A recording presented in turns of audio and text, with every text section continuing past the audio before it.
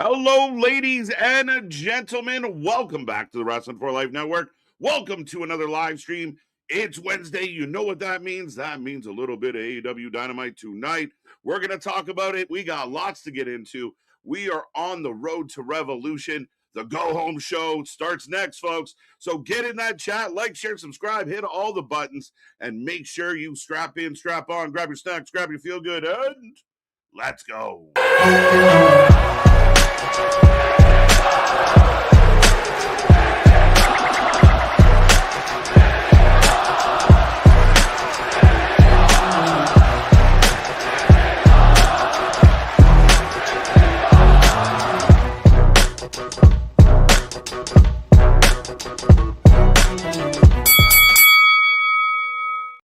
Ding, ding, ding. We are live and back at it again, folks. We are the Wrestling for Life Network. This is another live stream as we bring you AEW Dynamite tonight. It's going to be a crazy one. The go-home show for Revolution. What will happen? What does TK and company have in store for us tonight? We're going to find out together, folks, and make sure you get in that chat. Hope everyone out there is happy, healthy, safe. You're feeling good. You're doing good. Life is well, and you are ready to go with some wrestling tonight. It's going to be a fun one. I see that chat filling up already. Don't be quiet. Don't be shy. Hit all the buttons. Make sure you hit those little reaction buttons and smash everything, as our friend Reader out there says. Smash all the buttons. Be a part of the family. Be a part of the shows. It's going to be a good one tonight. We hope every week. Another edition of the rant sessions with Mr. KJ White. And if you don't know who I am KJ White, the Iron Man of YouTube, as I wander off on my own accord. But welcome back, everybody. Hope everyone is doing well. Like I said, what are you looking forward to? What is exciting you about Revolution? Do you like the build? Are things feeling good? Are you excited for the show? Are you excited for any matches in particular? How do you feel about this? I feel like, it's been okay. There's some stuff I'm very intrigued by the build and the story leading into this and where it might go. Ultimately, I don't know. There's some stuff that we know that is going to do very good on the show when it comes time. It's going to kill it. We got lots of matches to be excited about. There's probably more to come, but we will talk about that. But the excitement level, I'm really curious about how you guys are feeling out there, about your excitement level for Revolution. With that being said, speaking of Revolution, we have our prediction title on the line this Sunday. So make sure you click the link in the chat. We'll post it a couple times as we go. But click that link. We got a handful of people already in.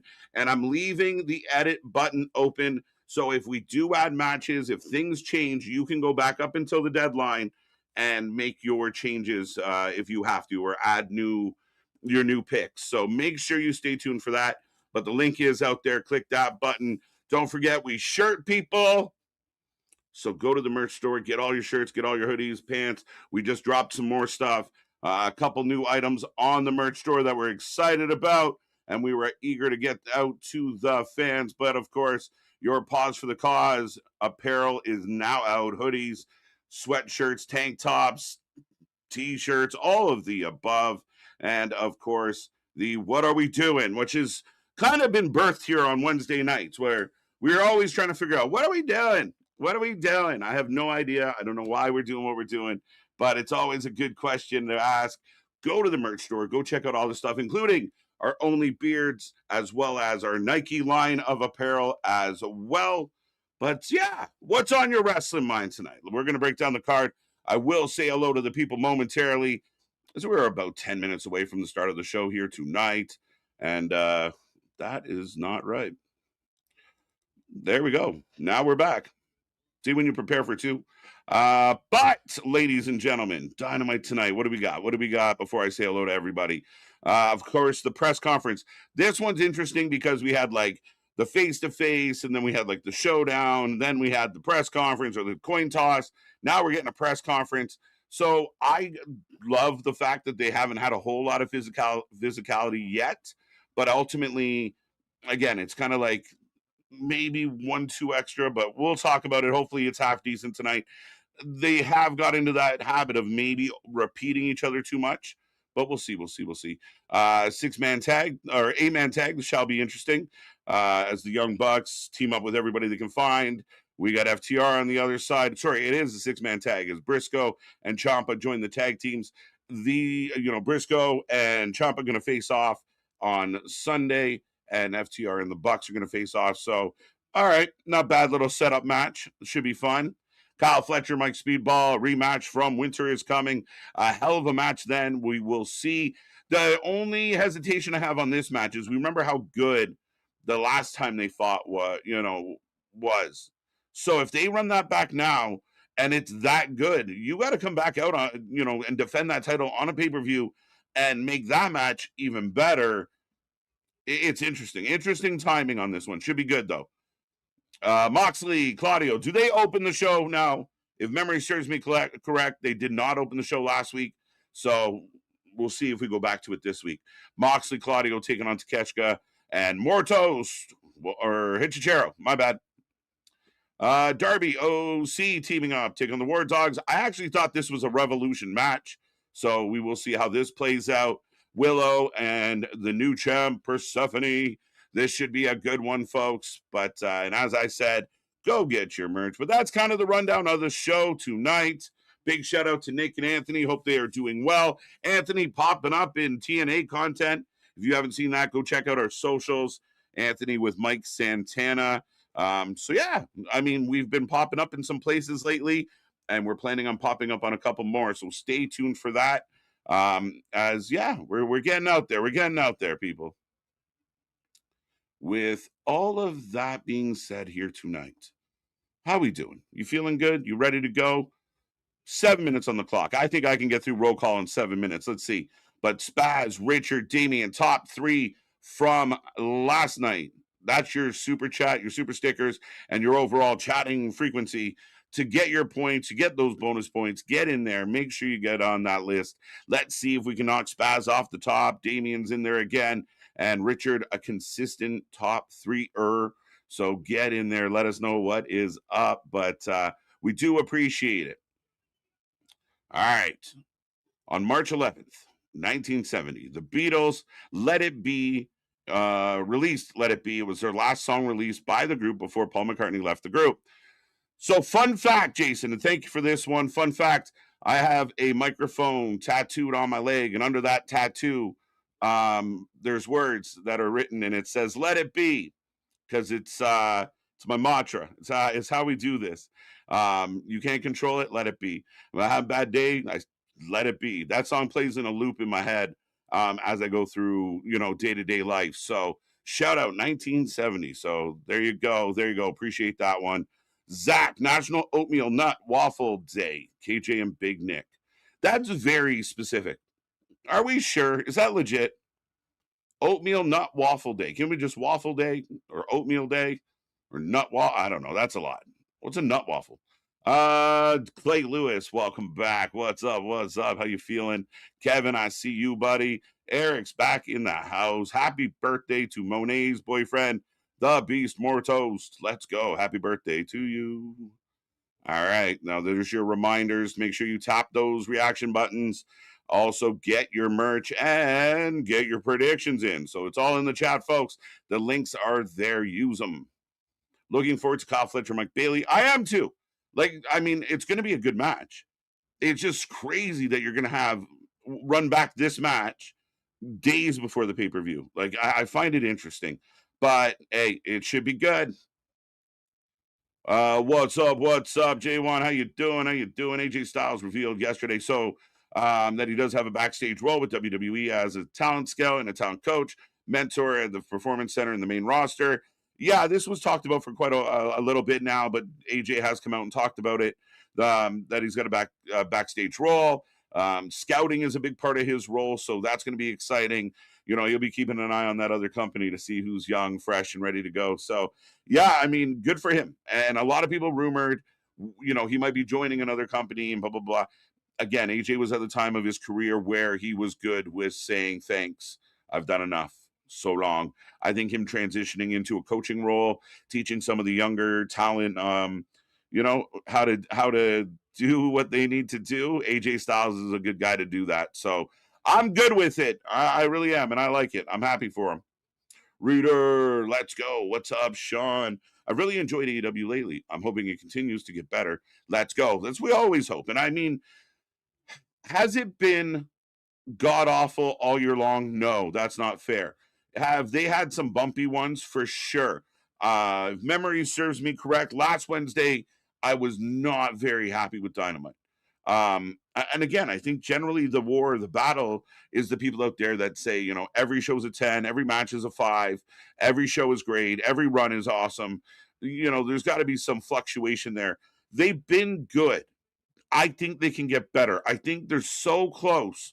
And at a time where a lot of the Rumble is about ticket prices and how, one product feels to the other, if they could just clean up some of the in house stuff, if the stories could connect better, if you could, not simplify to the point where you're treating your fan base like they're stupid. And I mean, that's one of the consistencies on this show is the feeling that Tony Khan's booking treats his fans like they're dumb. Ignore the rules, ignore the big things. But if they could just fine tune that, let's keep rolling. Let's get it better. But the good news is the shows, for the most part, have been relatively entertaining, even if on a bad night or a night where they didn't have a whole lot of sense, there was energy. What's up? What's up, Clay? How you doing? How you doing? Ken, welcome back. Let's go. I filled out my prediction sheet. All y'all peeps need to do the same. Do what Ken says, folks. Go click the link. Challenge for the prediction title. Good job, Ken. Good luck to you and everyone else. Do we get Mox first thing? That's a good question. As right now we are about 2 minutes away from finding out. Again, Mox starts a lot of the shows. He did not start last week, but that was one. TJ, welcome back. Jose, how you doing? AD and AZ, welcome, welcome, welcome. Ken, got you. Safit, welcome back. Richard, I see you. Let's go. Remember, folks, I'm always a little behind on a Wednesday, but I try and read as many of these messages as possible. KJ rants. We'll see. We'll see. I'm feeling good. I'm feeling feisty tonight. It's how I unwind. All right. Let's go. Let's go. It's therapeutic for me. Sorry I get out half my rage in the week. Welcome back, Paul. Good to see you, sir. Damien, I'm predicting Mark Briscoe versus Tommaso Ciampa gets added to Revolution. It makes sense. It feels like it's building that way. We'll see how tonight goes. Maybe that's what happens is Ciampa, gets pinned or Briscoe gets pinned. I'm okay with those two fighting. I don't like how they've onboarded Ciampa a little too up and down, a little too 50-50 right out of the gate. Ciampa being over on Collision fighting Jay Lethal's not my first choice. But yes, Briscoe and Ciampa, regardless of a build, will bang when they get there. So I'm okay with it. Congrats again, Bash. Let's go. Bash, the current champion. Shout out, Bash. How you doing? But yeah, big W for him last weekend. The title will be on next weekend. Coming up in April, the title's on the line like 4 times. It's crazy shit coming your way, folks. Who did you pick for the 30-man battle royal? I picked Sammy Guevara. Sammy surprised everyone and wins the belt, eh? That's interesting. I haven't picked anybody yet, Ken. I'm still thinking about it. All I've said about that situation is Ricochet runs his mouth way too much and pipes off way too much for a guy that's on the pre-show more than he's not. As ladies and gentlemen, I am getting the violence warning that they give us for, aggressive shows in Canada. And if you want to sync up with me, I got a crowd view. We already got somebody in the ring. We are in San Jose. I threw some darts at a board. That's a good way to do it. Did you see the John Moxley interview with Renee? I couldn't get through it. I got halfway. I watched this. And everyone knows, as we are getting the graphic for the press conference, everyone knows how critical I am of John Moxley. All I could think of as I went through this is tell me you're delusional without telling me you're delusional. He truly believes that he's like groundbreaking. He truly believes his own hype. He truly believes that like the whole Death Riders thing was like this revolutionary faction that took the world by storm and has accomplished so much. It's the ramblings of a madman. It's the ramblings of a guy that that really believes his shit don't stink, that he's here creating art. I don't get it. But there's people around him paying big money to do what he does, and they're supporting whatever the fuck he is doing. But my God, Paul, like, whoo, just delusional. Like that, we all live in the real world, right? As let's go, we're kicking this one off. We're still kind of showing the crowd, but I do believe this means we are kicking off the show. Yet another show with the Death Riders. So perfect transition. As they're outside in the sunshine. Oh, there we go. As there comes Mox. And everyone else does a little dance. That was weird. But up next, I will put a poll up for this one as we're going to get a tag match leading into the pay-per-view. Who's going to win this one, folks? Let me know. As the Death Riders will take on the Callis family.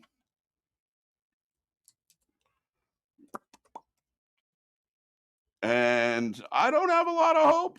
You know how I feel. And the rants might start hot and heavy on this one.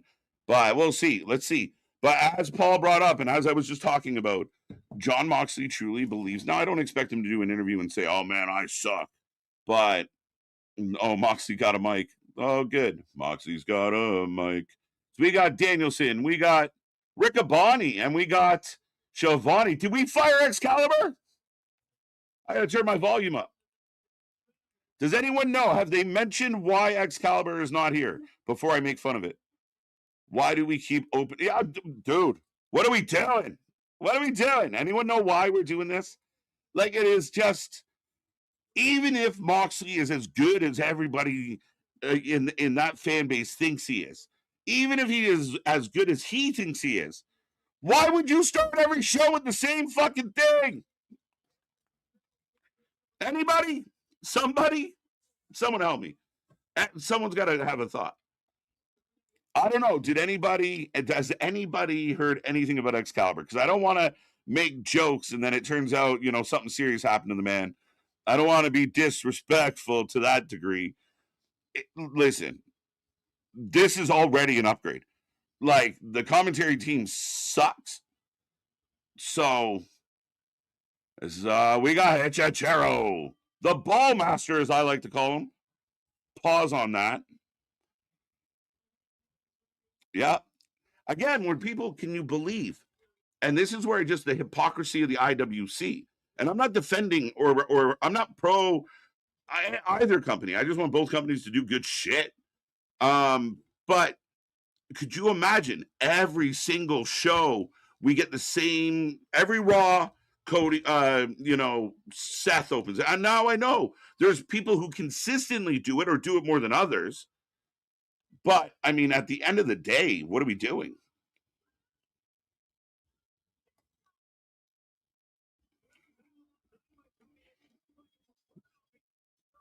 As here comes Takeshka. KJ, whoever wins this match loses at the pay-per-view. That makes sense. I'm in the car, not even watching the show yet. You're always going somewhere, my guy. Be safe. Focus on the road, sir. Get home safely. And we'll be here waiting. Weed Leaf. Welcome. I did give it a tweak. Hopefully it sounds a little better. I don't have a headset. I never do. I hate it.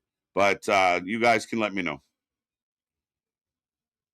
I've been playing with new stuff, so we're just guessing around here. Every freaking show. But yeah, even if Moxley was that good, and that's where I was going with it before I got distracted. Imagine other shows started every show with the same people. And not to build a story, not to create an angle, just to have another fucking 12-minute to 15-minute match. Big AEW chance breakout to open this one, though. So San Jose's pumped and ready. The Alchemist. Why are we doing this? I'm fucking know.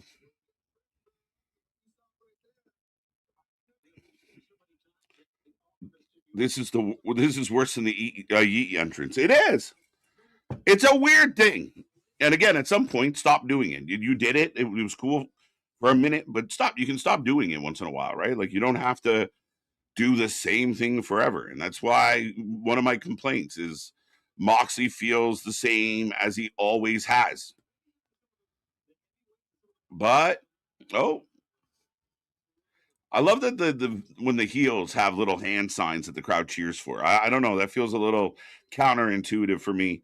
Solid crowd. It seems so. They definitely seem energized here.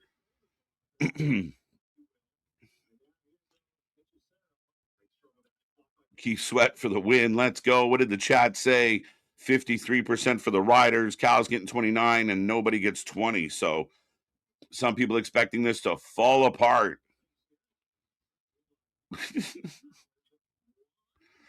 Danielson healthy enough for commentary tonight. Yeah.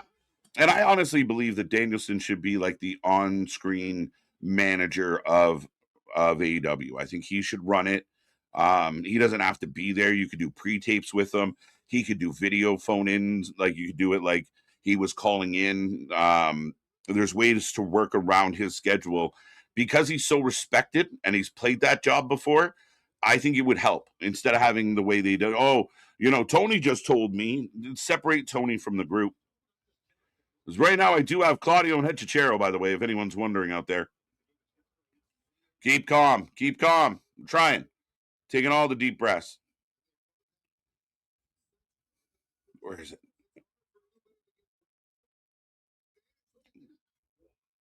Oh, nice transition. That was cute.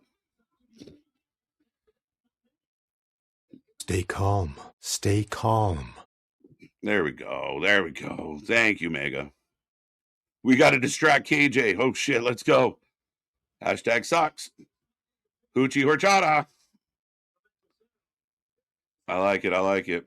Nichichero is all elite, right? Yes. Why does he still have repping? I think Richard, someone out there can correct me if I'm wrong. I do think there was several wrestlers that signed like dual deals. So we get the tag to Moxley and Takeshita, and to their credit, the crowd pops.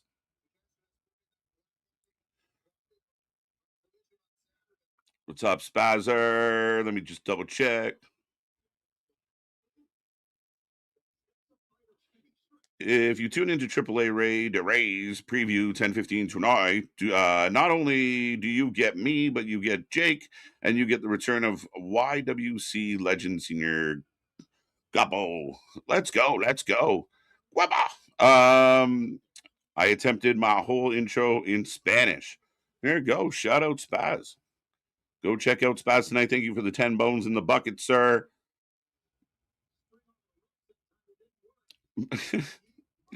What's up, Tommy? Pikachu makes a better entrance. I would agree with that. I don't like it. Everyone knows how I feel about this. Nair, welcome back. How many times will we see the Don Callis family tonight and the Death Riders? Was it over under 3.5? Death Riders for the win. The goddamn pen is blue. Oh, that's classic. I like it. I like it.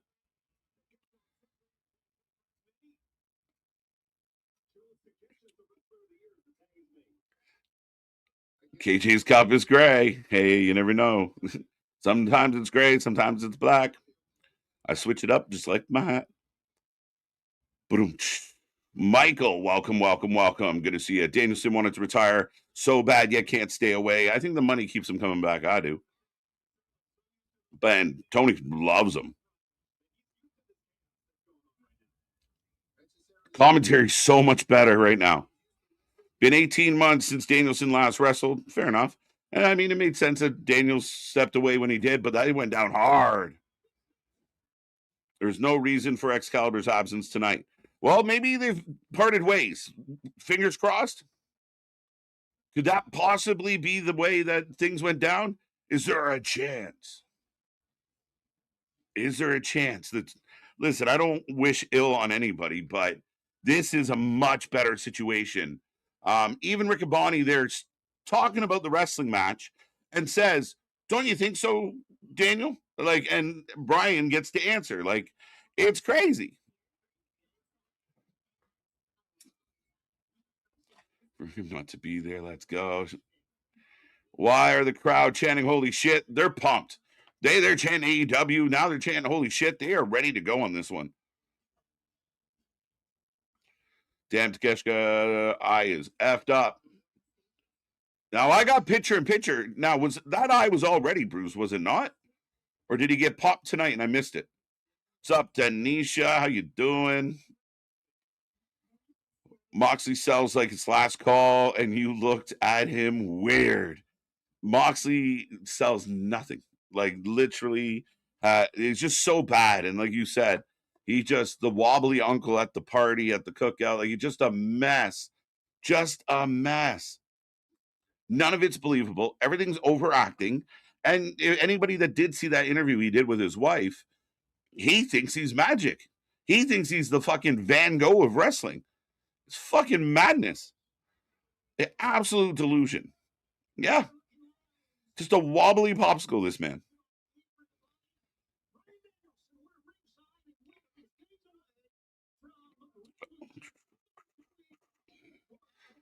You're gonna have you guys gonna do Triple H? I do not believe so. And there's a mostly because if it was just a straight up 3 hour, like a big pay-per-view, yeah, I think I'm gonna go with it. But the way they've spread it out, we might not catch this one. We're probably gonna catch part of it. But Claudio to the outside. Is anyone overly how are we feeling about the start of this match? WWE, listen, she's soon to become a fan fave. Where's MDB out there? Nikki Blackheart is going to be a mopsicle. I like it. I like it. WWE, Nikki Blackheart's going to be a fan fave. So they just pushed her out of the bakery and getting her ready. They signed her. There was a few other names that popped up for potential signings. Boop. But yeah, no. Anybody know that name? Mopsicle. That's ridiculous. Mox. It's hard with the X. It doesn't work. I don't know if she's officially signed, but I'm going to take. I knew she was getting a tryout, so Damien is my source right now. Takeshka's on fire. The crowd's cheering. Remember, Takeshka's in a heel faction. Moxley's a babyface leader of a heel faction, and yet the crowd's just cheering at things.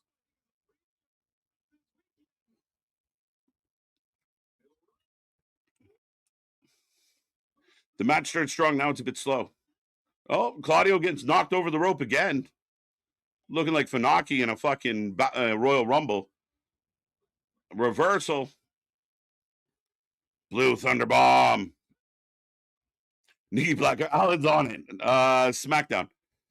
Smack that all on the flow. MTV. A moxicle. That's how you'd say it. Thank you, Solution. Welcome back, sir. How you doing tonight?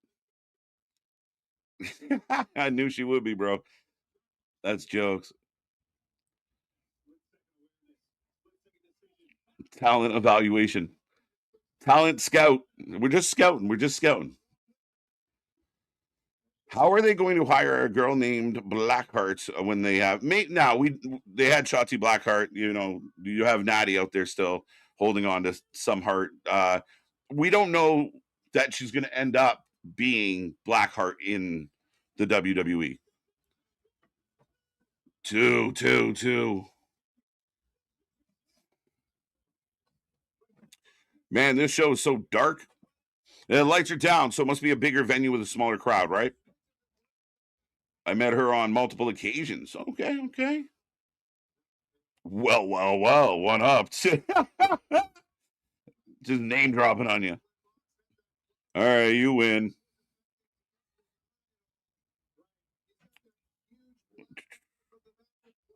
Yeah, her name, yeah, she'll probably end up on the main roster as, something completely different. So, or even in NXT. So I wouldn't be too worried about that.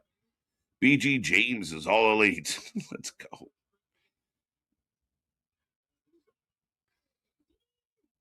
Big knee on Takeshka. This feels like an indie show. Like the visual tonight feels very indie. very second tier. Yeah. We get the tag. The crowd pops. Hot tag to Hitchachero and Claudio. Claudio, right, and eats a drop kick, but responds with an uppercut because drop kicks don't hurt. Gets dropped on his back. It was a shitty spine buster. It's like a spine bumper. Running knee. Nikki Blackheart versus Stephanie Vacour. Gonna have me sounding Jerry the King. Booga. It's got all the potential. I was actually gonna send you something. I'll have to find it. I think then there's another new fave right behind. Coming up the pipeline. This is bare bones wrestling. That's what it feels like. And I've lost kind of, like, people are gonna say this match is good, but it's not terrible. I'm just, I don't care. I don't care. I don't care about Hitchachero. I don't care about Claudio right now. Moxley, I never care about. Takeshita, I care about, but you don't book him well. Yeah. Claudio to the top. Crossbody. Hitchachero no sells it. Flapjack. Why do moves to your opponent if those moves never hurt your opponent?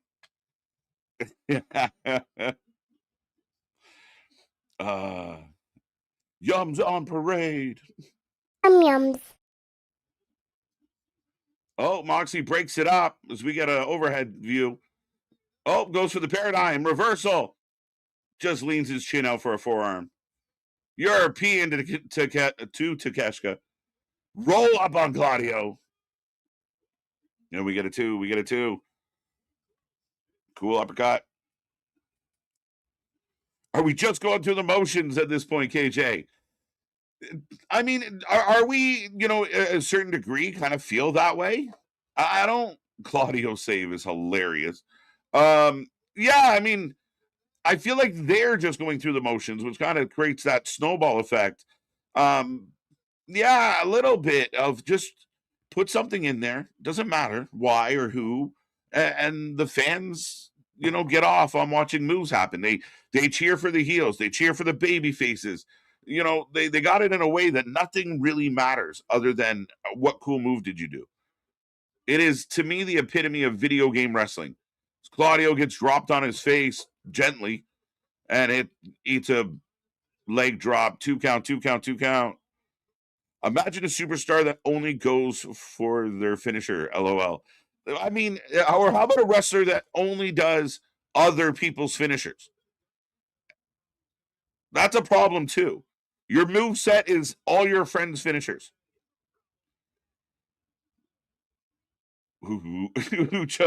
Choo-choo swinging.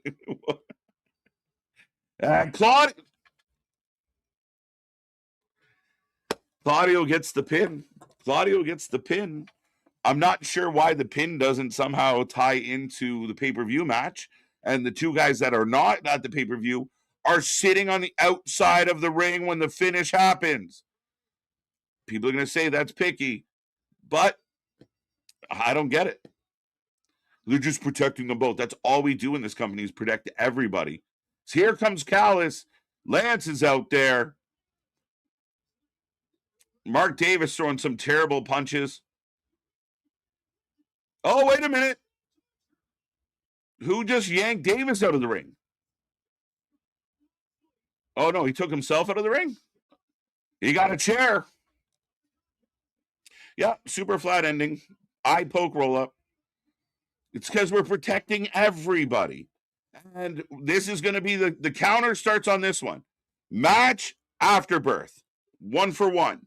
Last pay-per-view, every single match on the Go Home show was match Afterbirth. But Takeshita says, I'm not using the chair. So Moxley was running a heel faction, becomes babyface. Now he's going to take on Takeshita, who's in a heel faction and is becoming babyface. What are we doing? What are we doing? What are we doing? Someone help me.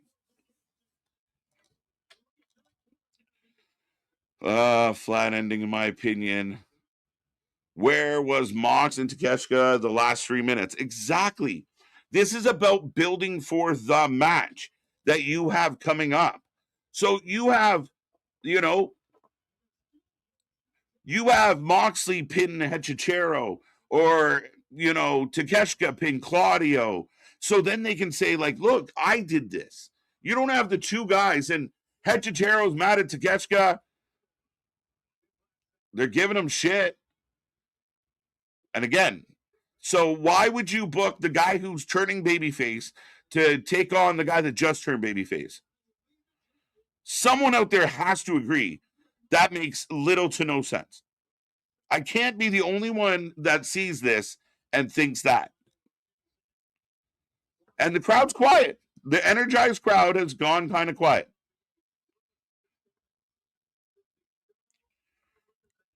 Which of the two do you think will happen? The rest of the Death Riders turning face or the Death Riders turning on Mox? My assumption a few months ago, Brandon, was that when Moxley started doing the Continental Classic and acting babyface, esque, that they were going to go that way.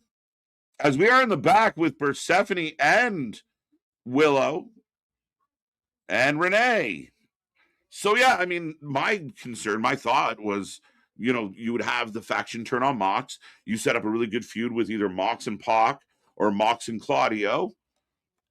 So at this point, it looks like they're just going to, just go stay the course. Think about when they did the haircut match. It was Moxley that made you to go back and eat, and you think that would generate some tension. Nope, nothing. So I don't know. This is still two heel groups fighting. It is two heel groups fighting, and the two guys fighting are actually turning babyface together almost. It is the most, I've never seen it. It legitimately tells me that no one gives a shit and nobody thinks it matters. And again, I think it's a problem. I think it really it makes it very hard to pull fans in. And I keep saying it, when everyone's gray, when everyone's in the middle, it becomes porridge, becomes bland. All right, so the second match of the night, unexpected here, folks. Breaking news. Up next, we will get Kyle Fletcher against Speedball. I think they have to, and we already saw Callis once. So anybody keeping track at home, Callis family, first segment. Here comes the second segment. So yeah, we're right back at the Callis family again. Here's a question for all the fans as we are on commercial break.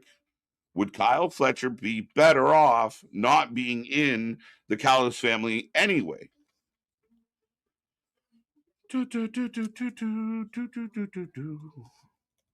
I don't understand it. And right now in AEW, they seem very obsessed with the Death Riders, and they seem very obsessed with the Callis family.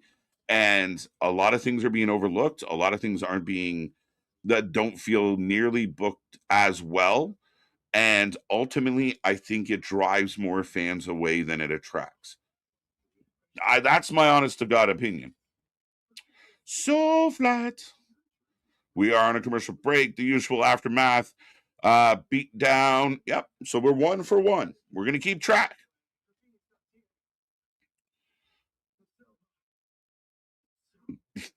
There you go. Corey on it. Welcome back, sir. Takeshita doesn't want to be the bad guy now. So yeah, I mean, it is so fucking asinine that the guy that he's having, but Moxley just did the same thing. So now you have it just doesn't make sense. Am I missing something? Am I overlooking it? Am I thinking, like, what are we doing here? $5 from Spazzer. Thank you, sir. We had to watch Mercedes parade around 11 unknown belts forever. I want them to show at least a highlight package of her losing them all.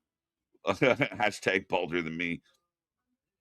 Again, it is, to me, the problem with winning 13 belts is if you are going to walk them back, does that not hurt as much as it helps? If winning 13 titles makes you a big deal, losing 13 titles in succession, does that not make you a loser at some degree? Then does she give back all these belts and then wake up one morning and decide, I'm better now, and start winning belts again? I know why they did it. I don't know if they had thought it fully through, because I don't think the outcome's very good. But yeah, I think ultimately, they should acknowledge it just for the benefit of the companies that allowed her to be champion and do very little other than hold on to the belts for them. Yeah, he's he cut me, Mick, cut me. No, we got Callis again. That's 2 segments if we're keeping track at home on that one. So Mox is going to win now, right? You would think so, but I don't think Jon Moxley should beat Takeshita. As MJF steps into frame, Kyle Fletcher, MJF. Sign me all the way up for this.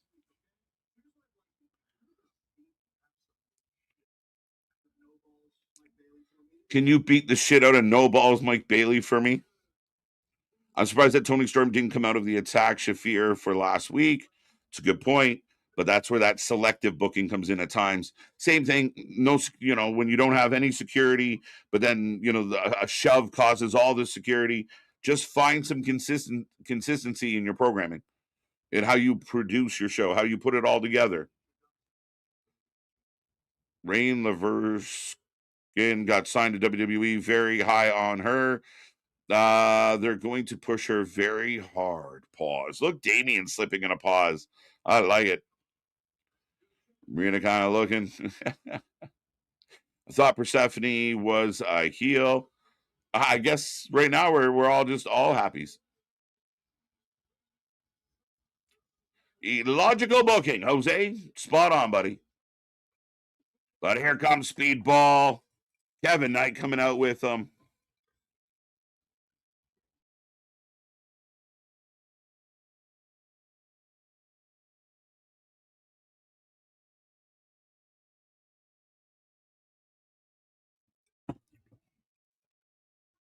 Cheers to everybody out there.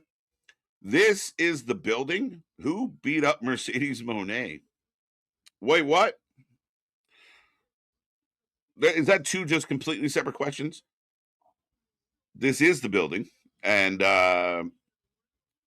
Mercedes, who beat up Mercedes Moné? Who was it that put Mercedes on the shelf? I struggle to remember. Who is this persnickety? Stay tuned. You'll find out. Fletcher versus Bailey is next. Very interesting to run this match out second. I'd almost vote. Would you have not considered opening the show if you were going to run this match second? Would this not have been a better vibe, a better energy, a better overall situation to start the show with?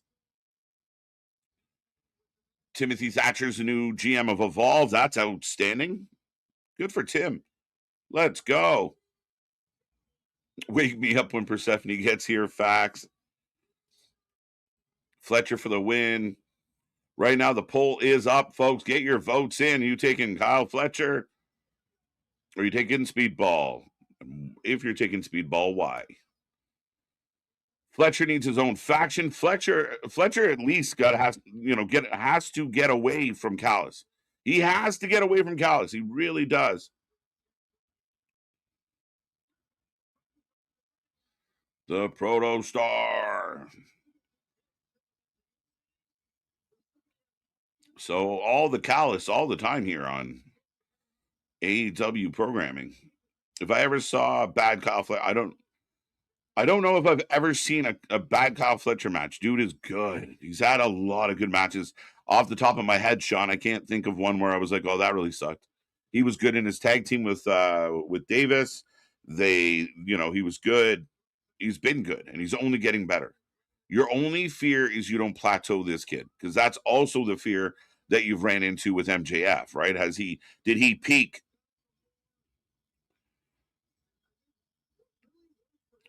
Daniel Bryan sounds bored at the commentary desk, like he is sitting there doing taxes. Bryan is either just very over analytical, and he'll talk through stuff, like you said, not very exciting, or he's just an absolute cheerleader. Like, he just can't fawn over these wrestlers enough. He's just so good, and then so tries so hard and came from so much. Well, we are off and running right into some kicks and misses. Flips over. So again, remember, Kyle Fletcher has a pay-per-view match on the weekend that will now have to outdo whatever the fuck he does here. Speedball misses. Backflip. Two bland factions. And yeah, that's the problem. Like, was that Moxley match to open the show tonight terrible? No. But I was not into it. It wasn't overly exciting. I don't know what the fuck we're doing. The Callis family and the Death Riders are 70% of the booking in AEW. Yeah. Has been lately, AR. Good to see you, buddy. Revolutions 420. Came to the right place. I have to disagree on drawing fans away part. You think it's pulling fans in? Hashtag redundant. Yeah, I don't know. I'm worried that it's fans aren't that into it. Takeshita turn has been a long time in the making. I got no problem with that. I completely agree with you. I really do. I think you should have Takeshita turn. I just don't know if he should be turning against John Moxley, who just recently became a babyface.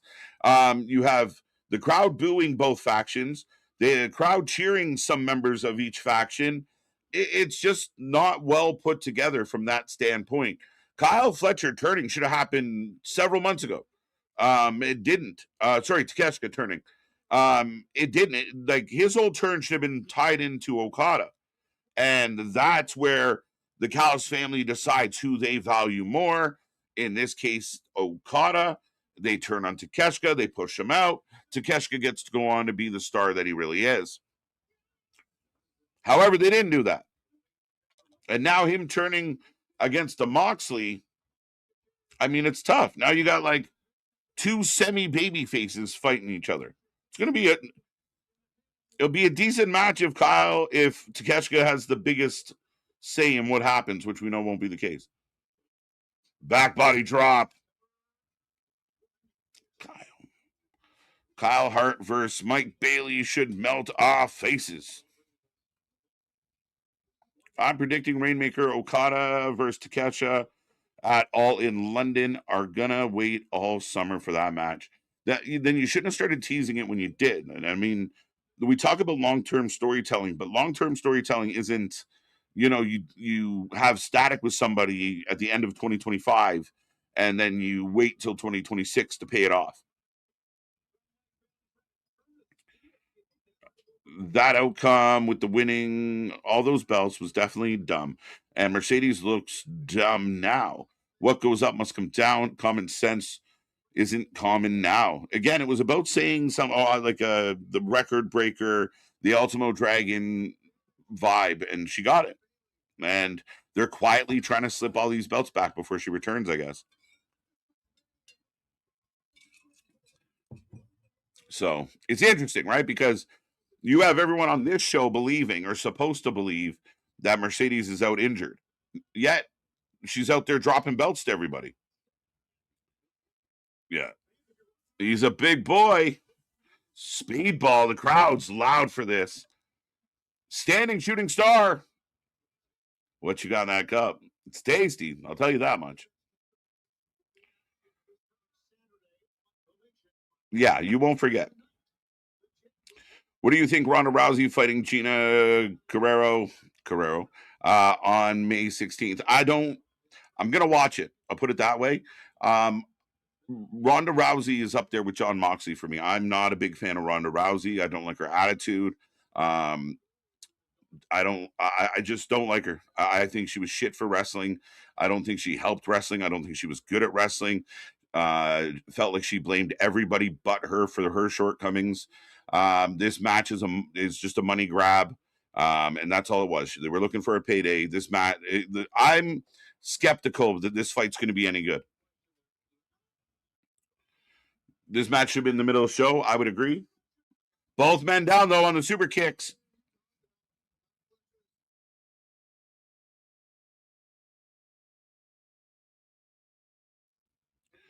Kyle Fletcher versus MJF. Sign me up. Fletcher. Kyle Fletcher for the win. My pull is not up. Put it down. 79% are going for Fletcher, by the way. Kyle's on commentary, if anybody was wondering. Both men on the apron, and we do, holy fuck, again. That was an amazing move, but it almost went bad. And I don't want to be the old guy complaining here. But, again, Kyle Fletcher's got to defend his belt in a few days. The fuck are you doing with this match here tonight? But a Poison Rana on the apron is gorgeous. Though it looked a little clunky because they have very little room to work with. It's just a rip off of the prototype John Cena. Yep. So if Miles is Randy, then Kyle is John. Fair enough, even though the comparable to Randy's there as well. So I see what you're saying. I think we're waiting for Okada and Takeshita to all in. Yeah, I think that's stupid as fuck. Should have been gone already. This is why Daniel Bryan will be back to WWE within 2 years or so. I don't know about that. Him and Tony are like Danielson is like the brother Tony never had. And now if he has a brother, my apologies, but he loves Daniel Bryan. So I don't know. I really don't. TK taking Mike Bailey serious is a disservice to Mike Bailey. TK taking Mike Bailey serious is a disservice to Mike Bailey. I mean, I get where you're going with that, but I mean, you got to try. You got to try something with the guy. But he's not a bad wrestler. Just he was better off in the tag team. Kendall Gray vacated the Evolve title, so she moving on up. Kyle Fletcher for the win.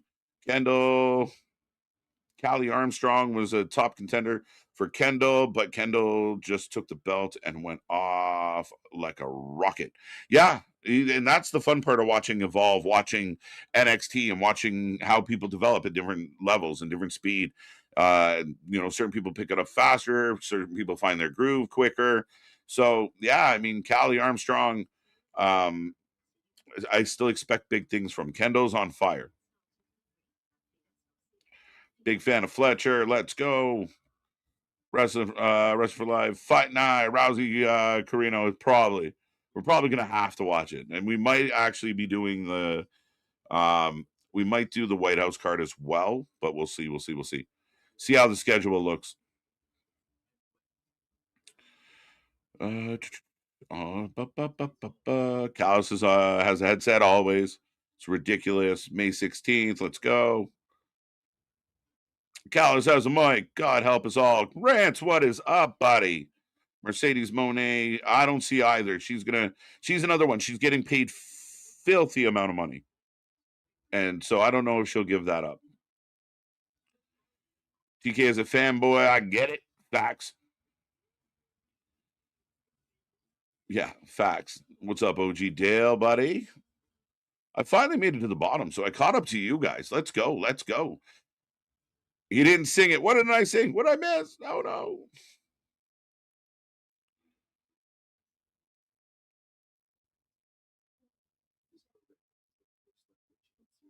All in London is August 30th. Okay. Thank you. Filthy. We are back from commercial break. Fletcher standing over Bailey right now. So brutal.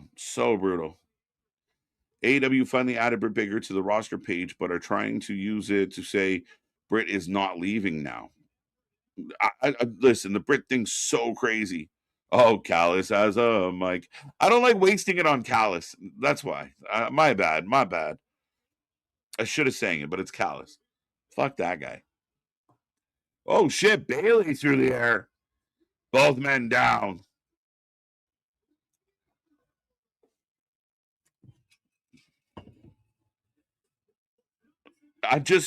Listen. We knew this match was going to be good. We knew that these two guys cooked.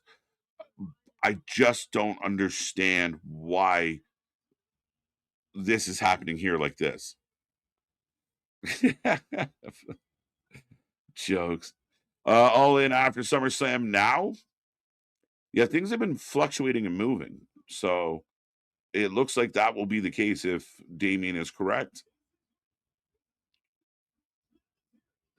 Good match. A great match. Good stuff here. Both guys can go. And if you like high spots, you came to the right place. Missed by Bailey. Speedball rolls down to the outside, up and over. It's a pretty nice transition, to be honest. But he hits him with the corkscrew moonsault, springboard style. Both men down on the floor.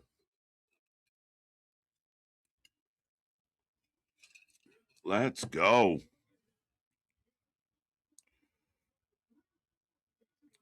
One guy can definitely go. Well, we got to give Speedball some love. I mean, it takes two to tango, and he's out there flying around, so. Yeah, Uncle Ben. Great power comes with great responsibility. Is that where we're going with this? Corkscrew! Oh, Bailey hits the second turnbuckle. Moonsault after moonsault after moonsault. Fun fact, KJ. TK is doing the same strategy he did with Omega versus Okada, now doing it with Okada Takeshita. Yes, the only I just feel like Takeshita and Okada started having beef so long ago that should have paid off at World's End. You know, we thought that's where they were heading, and it just never worked. Or am I making some rice? Do you want some rice? Let's go. Does that make Nick out me? That's jokes. Jokes.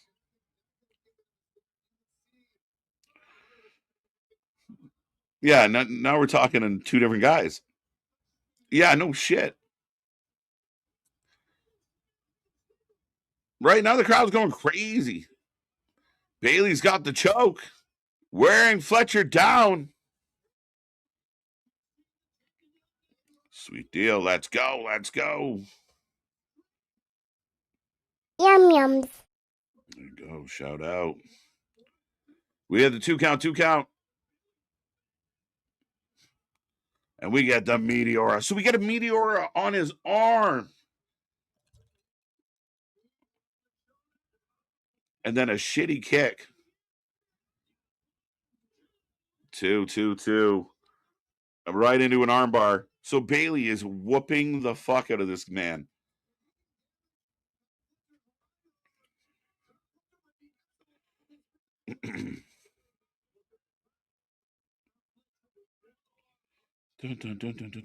John Moxley, Takeshita. Oh, wait a minute. Okay. So this is fucking dumber than I thought. So my mistake. I will correct myself here. So you have a trios match because that's why this match has happened. They want the trios titles. So they're going to fight for the trios titles. This should be the pay-per-view match, and the trios match should be tonight. They got it backwards. Armbar. Wrong arm. Kyle Fletcher has a shoulder injury. It popped. I don't know if it really popped. Well, stay tuned. But he's holding it. So again, as much as I thought, I still stand on it. Like, this is a crazy match to have a couple days before your pay-per-view. This should have been the pay-per-view match. Daniel Barry Sports Highlights. Yeah, it's dumber than I thought. Bailey putting up a fight with Fletcher tells me that TK doesn't understand fight promotions. No. This is the land of AEW where everyone is equal, where merit doesn't matter, where size doesn't matter in all the ways. It really does feel that way. There's no merit system. There's no hierarchy. There's no, just everyone's good. You're good. I'm good. We do cool stuff. I'm a bad guy, but I'm going to do things to make the crowd cheer. You're a good guy. You also make the crowd cheer. Just there's no psychology behind it. It is wrestling without the basics. Oh, are they going to go to a draw? I think we got 1 minute remaining.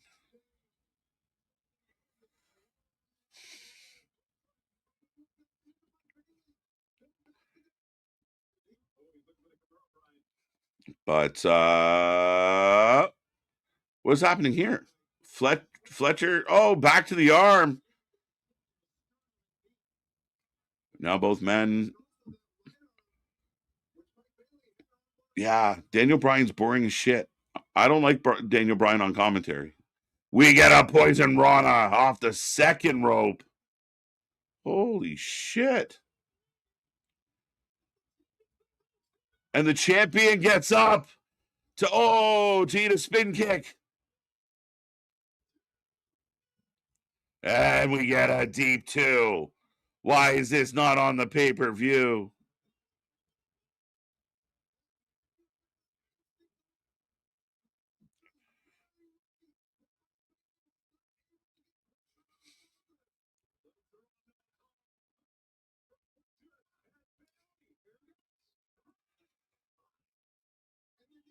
And Kyle Fletcher's taking a lot of fucking lumps here in this match. Dun, dun, dun. Wrestle Rant. Some of these spots, why the shit really does leave us numb when we see it every week. AEW really can't help themselves. Again, if you're in the building right now, you're probably having a lot of fun. I think this is fun. But you're right. Like, again, rhyme, reason. How do you escalate from this? Like I said, this match is going to be way better than what they're giving us on the pay-per-view. Like, Kyle Fletcher can't have a singles match. There is 14 fucking members of the Callis family that you could have put in that trios match and gave Kyle Fletcher this match at the pay-per-view. 2 count. Again, it's been mostly Bayley. Another kick. Bloody hell. Yeah, it's a really good match. Oh, on the knees. What's up, Vance? Going through the motions. I don't know why I said it like that, but hey. When every match every week is the same, it's no wonder you kill the crowd within the first hour and a half. You're not wrong, Chris, in a lot of ways. This is the second match of the night, and I still don't understand. If you're going to put this in the second spot, put it in the first spot. Have Fletcher open your show. Like, he's a big future star. Have that be the first thing fans see. Oh, wait. Okada's got a screwdriver. The minute I see the screwdriver, the shit's dumb. Fletcher gets the belt, hits Bayley. The ref's back's turned for no reason. Oh, Okada's still there, so I'll forgive him. Brainbuster. 2 matches, and we got to protect as many people as possible. Speedball looked like a complete badass in that match. That was a really good match. But you understand the complaints. Speedball is legit beating the shit out of Fletcher. Absolutely, the absolute shit out of him. Poorly produced. Shit! Yeah, just beat the shit out of this man. The screwdriver instantly turns me off. I have no interest in it. They need to move past the screwdriver. So we're 1 for 1 in afterbursts to a match. Let's see what happens here. Here's the overbooking. How many matches so far? 10. That includes Big Boom AJ. Oh, nothing. They just left. Okay. We went to commercial, folks. 10, including Boom Boom AJ taking on TBA. Yeah, and Ricochet on the pre-show. 21-man Battle Royal. Blackjack Battle Royal for the championship, which that championship couldn't be any more irrelevant. Right? Why is Ricochet not on Dynamite having matches like Mike Speedball Bailey? Why is Ricochet not on Dynamite having matches like Kyle Fletcher, which we just saw? Why is Ricochet not on Dynamite fucking killing it? Why is Ricochet on the pre-show of a pay-per-view? Why is Ricochet in a 21-man battle royal? Wouldn't it be advantageous if he was so goddamn talented to have him in a match one-on-one where he could really show off his skills? No, we'll hide him in a 21-man battle royal. And the funny part is he'll probably win it.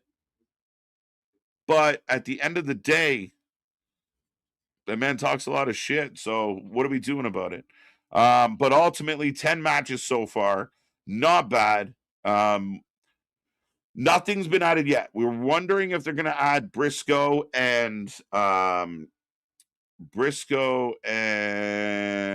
do we say was going to take on Briscoe? Ciampa. So if they add that, you're up to 11. I don't know. We might be in a good pocket here right now. Don't blow it. Fletcher had been kind of turning face. He had been. Takeshita's been teasing it. Yeah, again, everyone's just kind of bland. Like, it's situational behavior. And I think when you create a character, your character, you have to establish and understand what that character's moral compass is. You know, if you're a bad guy, your moral compass is all fucked up. Some bad guys go so far, but that's, you know, they got a limit. The worst of the worst, their moral compass is just spinning around. It's useless, right? You got to understand what kind of guy you are, what kind of wrestler you are, what kind of woman you're going to be.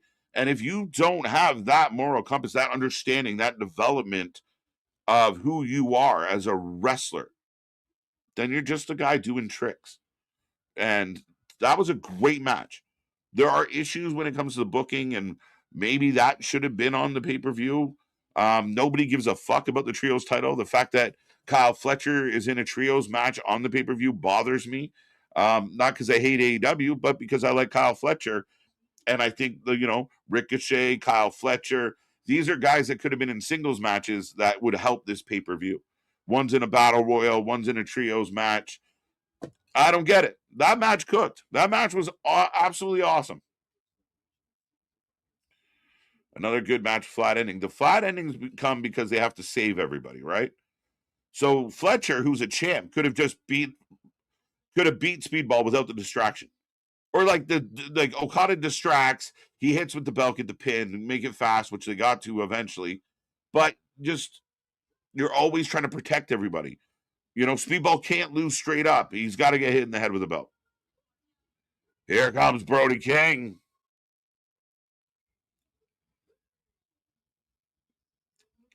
Again, another guy super over. Interference, should be no contest. Ref was distracted. Speedball versus Kyle Fletcher was a great match. But the finish sucks. Again. Ricochet whined about being on the pre-show in WWE. Bruh, you were doing it again. Oh, no. Ricochet has this very ungrateful attitude towards WWE and how they mistreated him and misused him and blah, blah, blah, blah, blah, blah, blah. At the end of the day, I mean, this guy was doing stuff with important people. He had title runs. He had matches with big names. Oh, shit. So they feeding this poor man. I didn't catch who this guy is. Oh, my God. The Gonzo bomb. That man's career and life might be Gonzo. Holy shit.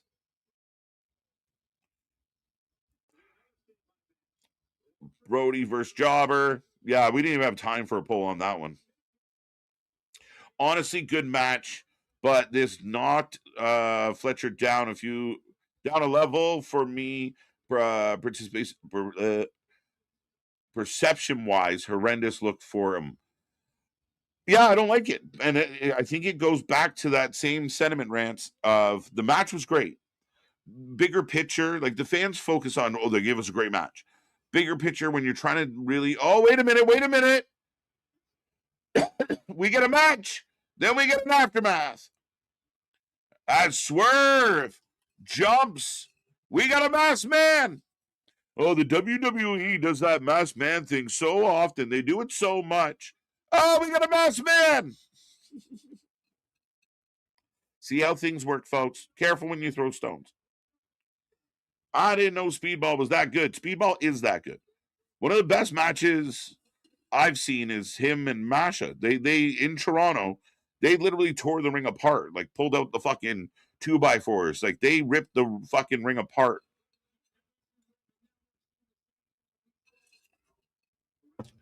Swerve's choking Brody with the chain, but Brody's getting up. And Brody rips through the chain and the crowd pops. This company loves gimmicking shit, don't they? They love a good fucking fake cinder block or a fake chain. But that was a good spot. Big suplex by Brody. Well, we know who's going over on the pay-per-view. They're going to say Swerve wore the mask, ironically. Yeah, of course, right? I don't mind it. Just, I mean, again, people love throwing stones and not realizing how glass their house is. That man looked at me with facts. Who is you? How did you get here? As Brody wraps his arm in the chain and chokes Swerve. I like this.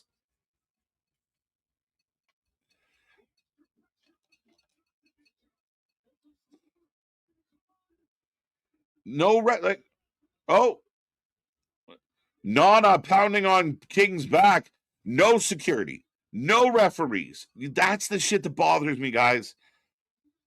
What do you think out there as a fan? Am I being picky? Am I wrong that these two men shouldn't be allowed to choke each other to death on national TV without somebody in the company trying to stop them? Am I wrong? Is that just asking too much?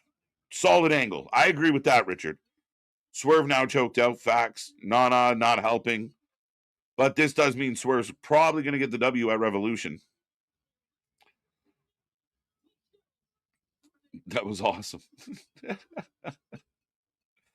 I'm so sick of the Masked Man. Now AEW is doing it. AEW is a copycat, right? We did it first, bro.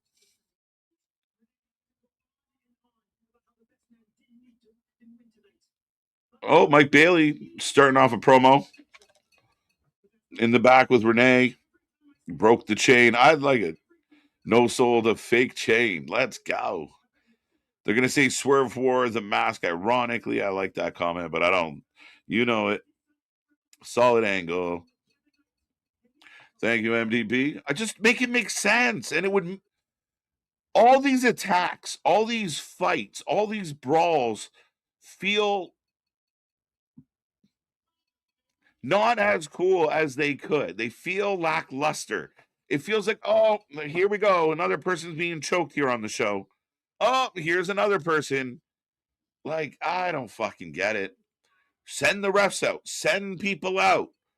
At least then, they're trying to stop him and he's just batting them off. It looks better. It looks more impressive. We're just literally watching him for 30 seconds. Just, okay. But there's no urgency. You just stand there and kill the man. Right there on spot. And nobody cares. Now here comes Darby and OC setting up the next match. This was also a match. I thought this was going to be on the pay-per-view. As Darby beats his skateboard off the stairs like a spoiled child that wouldn't get an extra dessert. I will put a poll up for this one, folks. Did I? No, because I've already looked over the card several times. I thought this was going to be on the Revolution card. I thought they were doing like a no DQ stump thing. And apparently I made that up.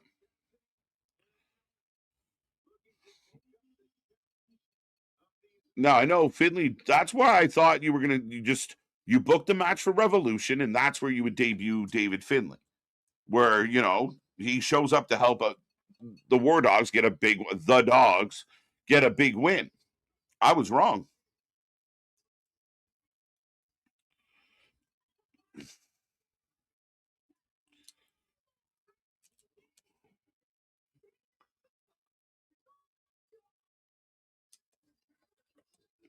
All right, folks, get your votes in. Who you taking? Who'd you got? BMF titles. But they all think they're BMFs. That's the problem. Everyone from Danny Garcia to fucking the popcorn guy think they're fucking BMFs in this company. They're the biggest crew of posers I've ever seen in my life. Who do you think will Triple H hire new NXT? I think right now we're going with Stone. I think they're going to keep running Stone for a while. Bailey can't talk. Corey, I'm going to have to check it out. What did Corey say? Corey. You have to go back and watch Speedball versus Ospreay from the 100%. That match was better than the Alexander match. You're 100% accurate, Corey. It was a really good fucking match. As we are off and running, and it looks like Dave Finlay kicking this one off against Orange Cassidy. Now, I'm excited for the dogs. I think the dogs coming to AEW is a good thing. I like the fact that the dogs are here. What will they do with them now becomes the point of all this. It becomes the question of all this. Gabe Kidd on the apron. Bailey's just like uber squeaky babyface. It shouldn't say too much. I know he fumbled on his words, but he just came out of a match. I'll forgive him on that. For as much as we fumble and mumble and bumble, yeah, I can't hate him on too much on that, but he's not the most convincing promo. No, not taking the Brody bomb finishing. No. What's up, Jordan? How you doing? How you doing, sir? I think the weekend we get Gabe Kidd versus Darby Allin at Revolution. So, again, we were doing all this extra stuff, though. So, Darby versus Gabe Kidd feels like a step backwards. It almost feels like Darby and OC need a friend, and let's up the game. I feel like Gabe Kidd versus Darby Allin one-on-one at Revolution is a step in the wrong direction. Right? We've already seen them drag each other in body bags. Now, that match is not officially announced either at this point, so your guess is as good as mine, Damien. These attacks would feel like they were building to something if you had Ring of Honor guys attacking. The Dynamite main roster guys, you can literally do an inner turmoil story. Yeah, there's always been potential for that. That's what they think they did with Moxley, and that's what they think they did with the Bucks when they dropped Tony on his neck. And neither one of those did that successfully. So that inner turmoil, that civil war, that coming up from Ring of Honor, again, but who's really officially on Ring of Honor? Some people seem like they're 50-50. They work both. Some people look like they're not allowed to do anything but Ring of Honor.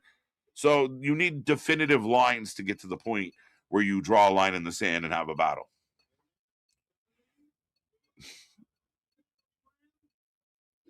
The battering ram. Shit! Bum, bum, bum. KJ, Kendall Gray is officially on NXT roster, and she gave up the Evolve Championship. I did hear this story. A couple people mentioned that's really cool for Kendall. I'm surprised that they didn't have her take an L, but maybe that's what they didn't want, right? She dropped, relinquishes the title instead of losing. But I really thought you'd probably use that to put over the next person. But it shall be very interesting who takes that spot. Kendall's on fire. We watch her every Tuesday, and she's grown, and she's so good in the ring. So, yeah, let's go. Congrats to her. I just saw Dave Melton. Did you really? Are you being honest? I'll look for him. I can only imagine. Long-ass hour match on Revolution. For what? As we do get into we are in the second hour of Dynamite tonight so far. First hour is interesting. We have a really, really good Fletcher speedball match. We have a really, really good, no, what else was really, really good? Did I misspeak? We had a really, really good Kyle Fletcher match with speedball. The Brody King swerve stuff's not bad, but do better. I didn't hate it. I like that they're building that. Moxley, again, I think you are making a bad choice starting every show with Moxley. I really do think you're hurting your shows. What else happened? What was the first fucking match? Oh, it was Moxley and shit. That, again, wasn't a bad match. It just, I'm not into it at all. I'm so not into it. And the no selling and the wobbly drunk act by Moxley, I'm so over it. I've seen it every fucking week for months. I'm so fucking over it. 50-50 odds, more matches get added. I think it's 70-30 odds in favor of adding. I will be shocked if we make it all the way till Sunday. With Dynamite tonight and Collision on Saturday, I can't imagine he doesn't add at least one more. We have to find out who's going to take on Big Boom AJ, but I can't imagine he doesn't add at least one more, my guy. Why doesn't Orange Cassidy ever wear orange? That's lame. He doesn't really rep his brand very hard, right? Let's go. Let's get that orange crush going. Why do we always got to do homework for these AEW wrestlers? Why can't they just be good in AEW?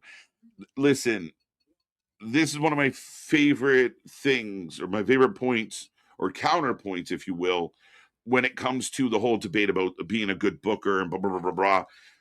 That, I mean, to me, stands out of they rely so heavily on storylines that happen in New Japan, storylines that happen back in Ring of Honor, hatred that existed in WWE. Like there hasn't been a whole lot of homegrown built stuff. I mean, Hangman Swerve found its stride, they got really good. But yeah, a lot of times it's like, oh, well, yeah, okay, but just show us that they're good by being good. No pop. Not many people truly know who he is. Even the sickos. The diehards, certain people are going to know, but other people are just learning who he is. Why are you yelling? Dave Finlay is not losing his debut match. Let's go. Is that Dave Meltzer? Now I got to look. Where did you see him? Revolution has 10 matches. Did they add more? They haven't added any more in the last couple days. I'll say that. Ricochet, that includes pre-show though. Ricochet in the 21-man battle royal. All participants are TBD. MJF versus Hangman, FTR versus Bucks, John Moxley versus Takeshita, Andrade Bandito, which is going to cook, Brody King Swerve, which is going to cook, Theckless Statlander, which could be good, the Callis family versus Mystico and Jet Speed. I don't know why this match, like that to me is a Dynamite match.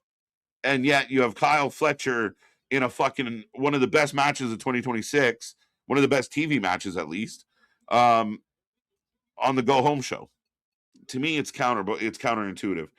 And Timeless Tony is going to take on Shafir, everyone banned from ringside. So that's your 10. That is your 10. Is that Dave Meltzer? Where did you see him? I just saw him in the crowd. But where? Meltzer was by the left side of the commentary desk, front row. Okay. Can't wait for Saturday going to Sabres Leafs game. What's the final score? 5-2 Sabres. I got to say something, and Nick's not here, so I might get away with it. The Buffalo Sabres are one of the coolest fucking teams in hockey. They are having a ball. They are young. They are fucking fighting everybody. They're putting fucking more biscuits in the basket than just about anybody, winning big score games. This is good times. I've never said many things positive about Buffalo. Hate Buffalo. They're our neighbors. The best thing about Buffalo Sabres is it gave us a cheap way to watch Leaf games live. But they are fucking killing it, and the Leafs are mailing it in. You got guys, I'm done for the year. I don't feel like it. So we get the springboard, coffin drop. Oh, and then we go through a roll through, setting up the sharpshooter. Game Kid. in the sharpshooter by a kid, ironically. All right, I'm going to look. We're going to look. Great eyes. He's got hungry eyes. Did Finley just spit in his face? What was that? Kevin Knight versus El Clone Saturday on Collision. Ooh, don't miss. Alexander, Speedball Knight, Kid, Finley, Davis, and so on.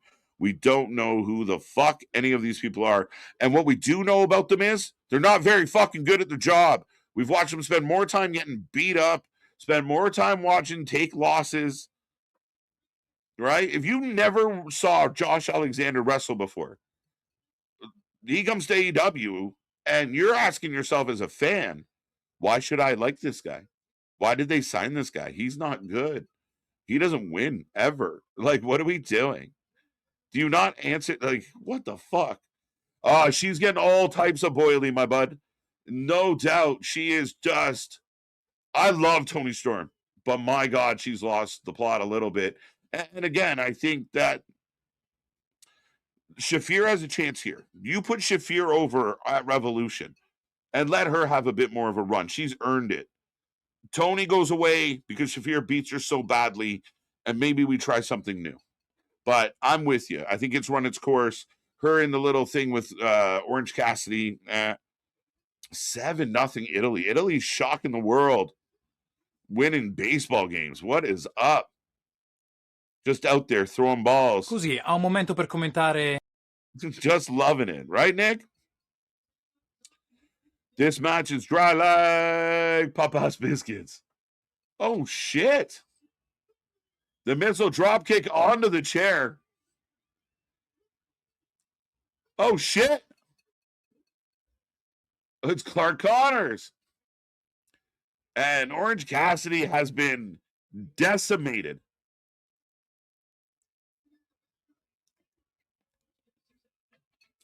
The dogs have a chance. The dogs have a chance to be something. But it's up to Toni. WrestleMania Las Vegas. That is where WrestleMania is going to be this year. You are correct. Crowd is dead. Mm-hmm. It's two unfamiliar guys taking on two baby faces that aren't as cool as they were 3 years ago. And the match isn't bad. We got a dominator from David Finlay. It's gross. And a pile driver from Gabe Kidd. And that's how you do it. I'm going to give them full marks. The crowd wasn't super into that match. The match itself was okay. A lot of stunts and tricks that you don't need to do that every match. However, the dogs show up. They're in the match with the baby faces. Connors pops up. They cheat. They find a way to win. They look dominant. They look strong. Now, is somebody like Jay White the guy that tries to help the baby faces in this one? But 3 matches.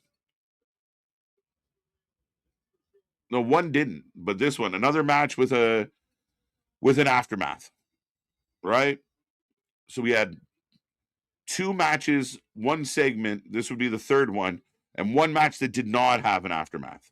Shockingly enough. Or much of one. It's rinse and repeat. Yeah. Great call, man. Roddy, who's been missing, just walking on down. Just walking on down. Remember, he was in the Conglomeration at one point. Was this supposed to be Ishii? But he pulled a hammy. Roddy, I feel like Roddy's about to join the dogs. Nah, they're setting it up too obvious. No, he's not going to do it. Yeah, there you go. Throws Cassidy into Finlay, drop kicks, and Roddy Strong. So there's your 6-man for a Revolution. Oh, shit. Gabe Kidd eats a skateboard to the mouth, and we get the lumbar check. It's gorgeous. the Messiah of the backbreaker. And that might be the biggest pop that Roddy's got in weeks, months, year, a couple years, 3 years. So you're saying there's a chance. There's always a chance. Yes, sir. Big news, big news. Kendall Gray has vacated the title, which means she's destined for gold here. So Roddy, OC having a standoff. And we get the high five. Darby eats the pin. Of course. Because Darby's, like, to Tony, Darby's the guy.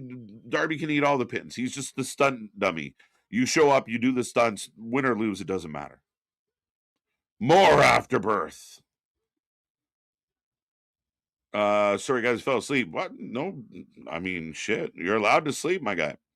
It's okay. We forgive you. But, and sometimes we don't blame you at all. I mean, there are certain times where I think I could fall asleep even though I'm streaming this shit. But we do go to a commercial break at the moment. But yeah, we are rolling through this one, folks. Like, share, subscribe, be a friend, tell a friend. Make sure you get your predictions in. Make sure you check out our merch. And to catch my breath for a second, a word from our sponsor.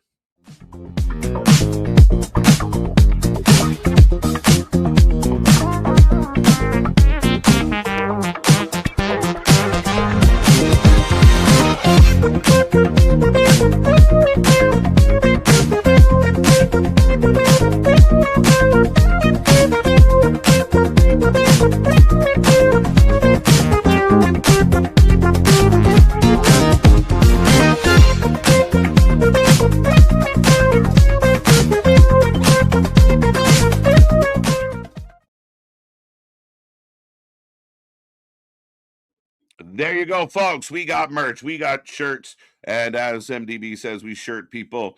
Go get your Pause for the Cause tee. Just came out, just dropped. The What Are We Doing shirt has also dropped. Go get them both. As I mean, this is a new Pause for the Cause screen that I kind of like. We can just leave this up while I take a little bit of a sip. But there you go, folks. We got shirts, we got hats, we got track pants, we got bucket caps, we got toques with pom-poms, toques without pom-poms, backpacks, gym bags, towels, aprons. The let them cook apron is pretty dope. I admit I'm getting one of those for sure. But yeah, let's go. That music kills this mood. What music? Jesus Christ, Mega. Whose side are you on? Sometimes I wonder, why is this man even showing up? Bum, bum, bum, bum, bum, bum, bum. But let's go. Show rolls on. Not sure what's coming up next. We got more to go. And don't forget, we are back tomorrow, TNA. It's going to be a fun one. Ant by Elegance, fresh off his meeting with Mike Santana, will be live, and he can talk all about it, give you some inside scoop. He may or may not have already seen what is about to transpire on screen tomorrow. Big Nick, shout out to him as well. Looking forward to him coming live from his new studio. Feeling good, feeling great. And how are you? I love our Bruno Venus music. Again, they're not all fucking stellar, but there's 2 versions of that one. So, Mega, maybe I'll get you on the next time. Let's go. I like it. I don't give a shit. I like it. Some Earth, Wind, and Fire for your ass. As here comes Persephone. We'll put a poll up for this one. I did not expect this match to happen here.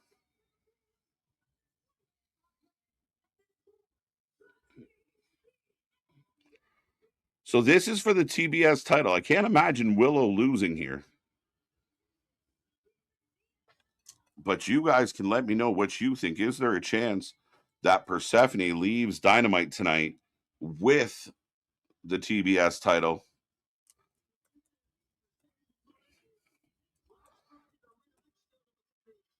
Well, this could be tough.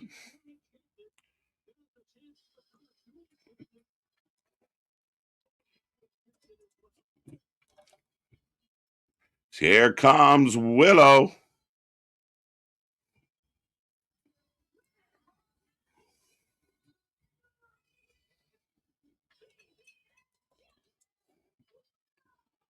Boom, boom, boom. Let's go. Let's go. One of the true baby faces in this company, one of the pure baby faces in this company. Willow going to defend this title. Bruno wishes. Facts. Let's go. Let's go. Could we see Roderick Strong, Orange Cassidy, Darby? Yes, 100%. That's what we're going to see, Damien. I know we thought, see, doesn't it feel like we should have gotten Orange Cassidy and Gabe Kidd straight up? Does that not feel like we never really got that payoff to the level they sold us on? You were, again, literally committing, damn near murder on each other for weeks, and now we're going to be in a 6-man.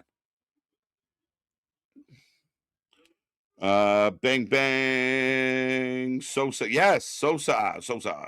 Will make his debut in TNA. We're looking forward to that. That's been heavily advertised. Foyo ass. Let's go. The real winner of this match. Facts. Let's go. Yum yums.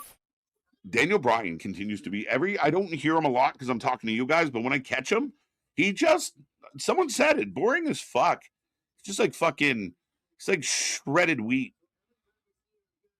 Cell phone versus the paraphone. Stephanie or Willow can leave. There you go. One can hope. Dream big. Disco is dead, KJ. Oh, fuck. They don't even try with Willow's title right now. Buttermilk? Do I get to use the button because you said it? Would you like butter on that, sir? Yeah, a little bit of buttermilk. Liv Morgan is my favorite wrestler. Benjamin, good choice. Liv Morgan's a good one. Do you know a guy named 316? You guys should be friends. A nice guy. Big fan. No idea what that said. I don't even know if I should have clicked on it.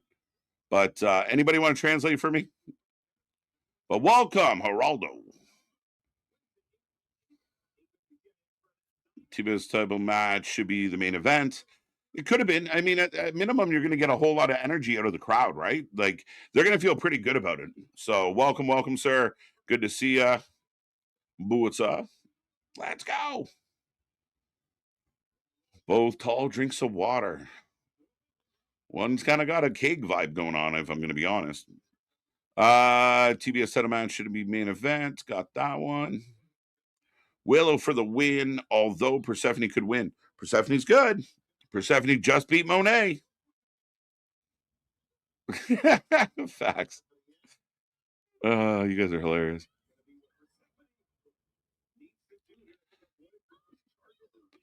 Where Jose, translate. I don't think so. No, he's not feeling it, folks. He's not helping me out at all. Willow for the window. For the window? To the window. What are everyone's thoughts on the possibility of Dakota Kai showing up at Revolution? Why not? They've been rumoring it for a while. Again, is this another lady that you're going to sign that does nothing? Is this another person that's just going to be floating out there and not really involved? Are you going to bring her in? Does it matter? Anybody see the Iconics since last week? Oops. So I'd be hesitant before I put my name on that piece of paper. Unless the money was looking really fucking good.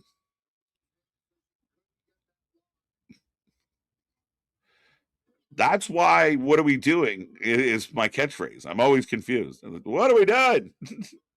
I walk around the house yelling that shit out. Yeah, right? Not helping me at all. This is the Thickums match. Let's go. Abso-fucking-lutely. Also known as a heaven match, a heavenly match. Depends on what verbiage you want to use.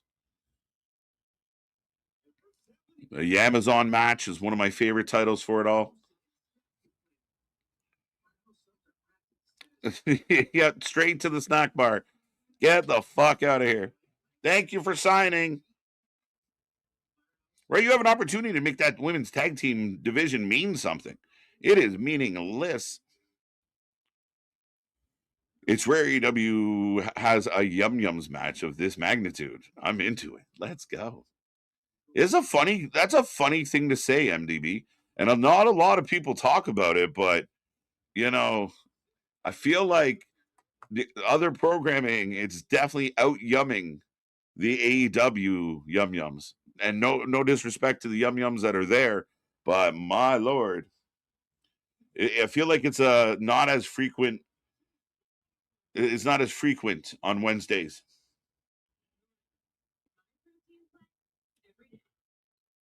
Ba-ba-ba.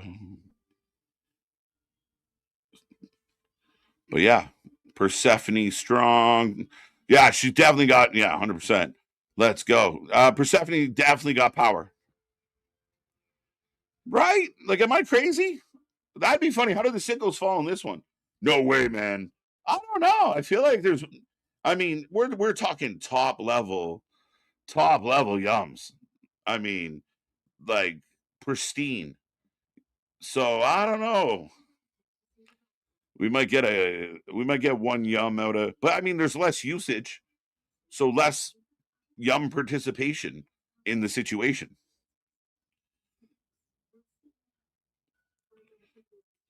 Persephone, she is looking like a star. She does. She's strong. I wonder if you don't want this to be one of those cases where the WWE find out she's available.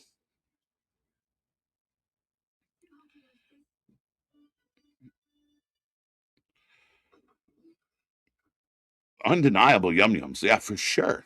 Again, it's that, yeah, hashtag loosely translated.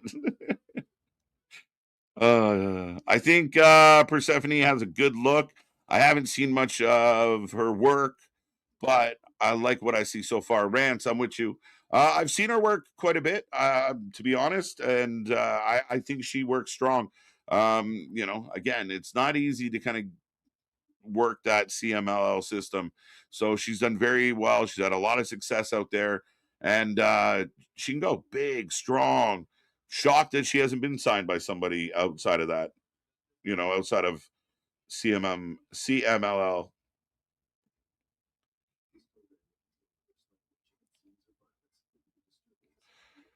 I wanted to wait until later in the show, but today is my birthday, and I got to spend my birth with my beautiful wife and cap it off with the Wrestling for Life gang. Corey, I wish you would have said something sooner. We should have given you the happy birthday earlier, buddy. But happy birthday. Another year's gone by. Spend it with a wifey and then us. I mean, hopefully we're sandwiched in the middle of two wifey visits. But no, shout out to you, my guy. Congratulations on your birthday. Did you say congratulations? You know what I mean. But no, excellent. And we appreciate it. We super appreciate you being a part of this.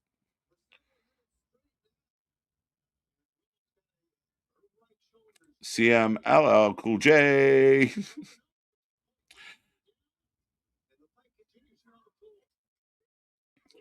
My heart, Liv Morgan, is going to win at WrestleMania. Yeah, probably not. Probably not. Happy birthday, Corey. Cheers. More B-Days, fam. Let's go. Let's go. Da, da, da, da, da.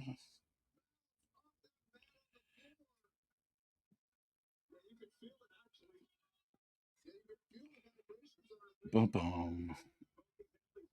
Sometimes you got to do that. Congratulations. Yeah, it just comes out sometimes, guys. No script. We just make this shit up as we go along. Sometimes it works. Let's go.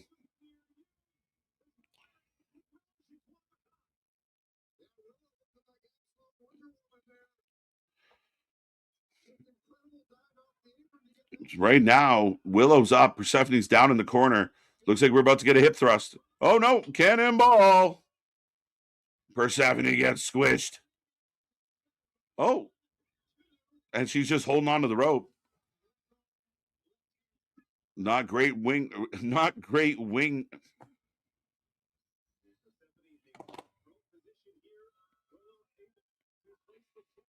And we will be back right after this. And we will be back right after this. All right, let's see. Not great ring awareness by Willow on that one, but Persephone sliding in behind. Fight forever. Nice. Spine buster. Oh, Willow no sells. And it's a suplex of her own. Even the ladies don't sell in this shit. I say happy birthday to everyone in the chat. Let's go. Oh, ha ha ha ha. Thanks to the entire Wrestling for Life gang, even Nick. Shout out. Let's go. Good match. I'm trying, my guy. I wish it was two-way audio, but then y'all probably say a whole bunch of shit and distract me. But yeah, it would be nice to hear the laughs. This is a great women's match. Tony is letting them cook. I agree. It's one of the better matches of the show, other than we had Fletcher and fucking Speedball kind of tear it up for a while. A really strong match here. Again, open a show with this. Close a show with this. It's long, but it's good. Solid match. Moonsault. Big forearm. Down goes Persephone. Chris and Persephone. Okay. Remember, though, you might not get what you expect. I mean, to me, Willow's a better wrestler, so you get better matches. If you book someone up against Willow, it's a better match than Stat. But yeah, Persephone and Stat could cook if done well.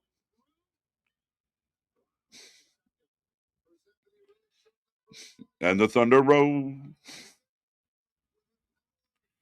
Dun, dun, dun. And the Thunder Roll. Oh, cut off on the top. Lariat.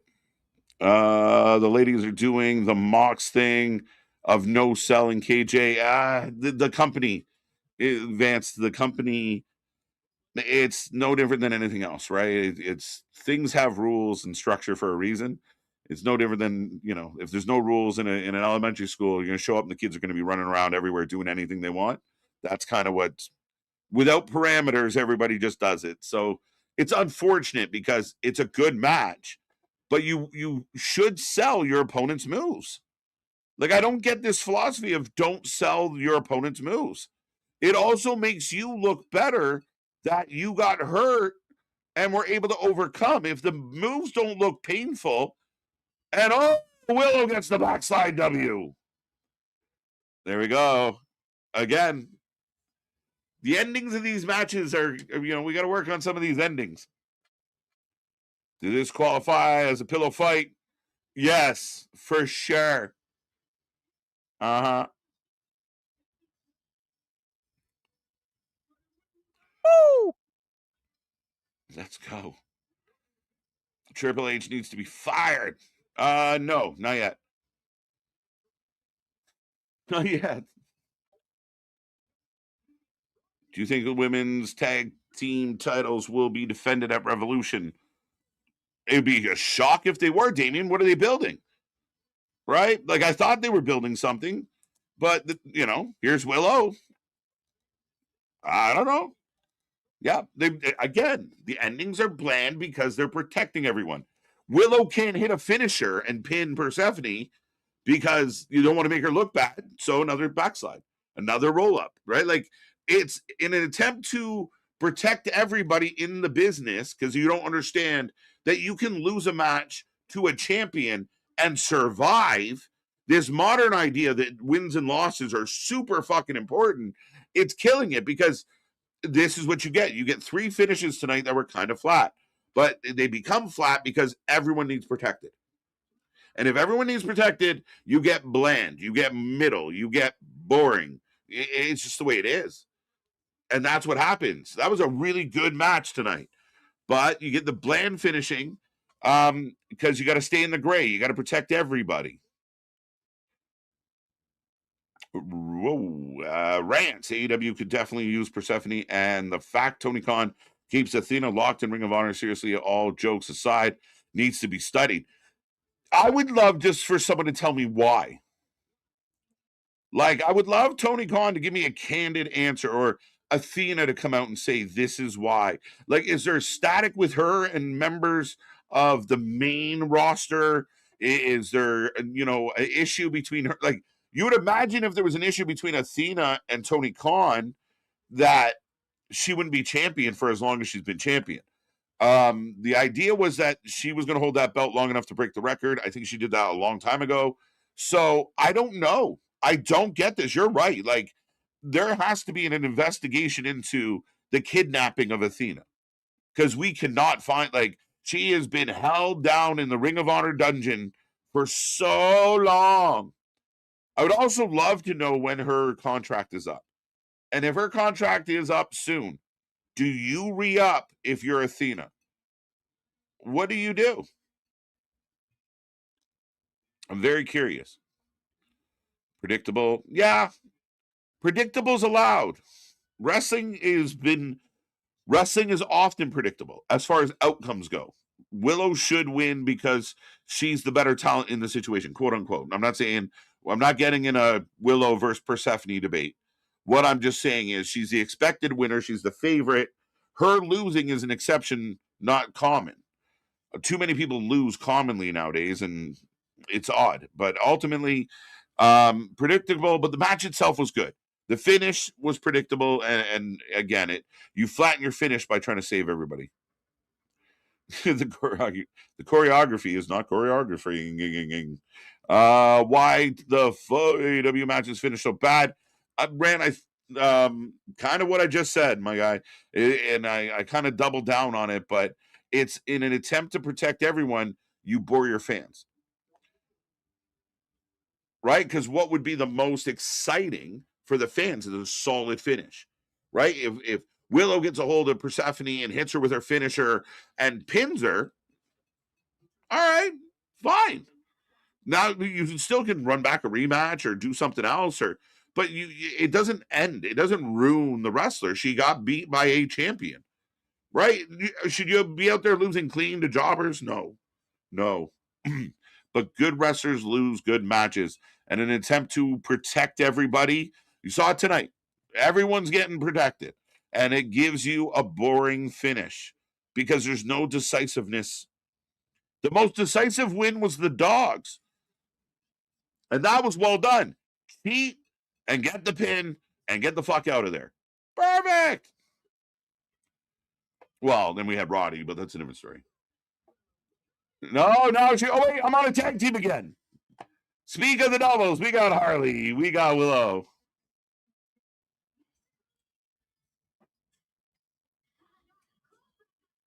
What?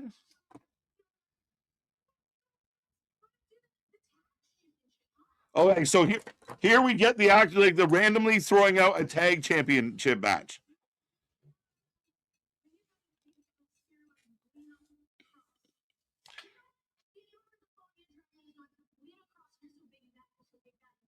Okay.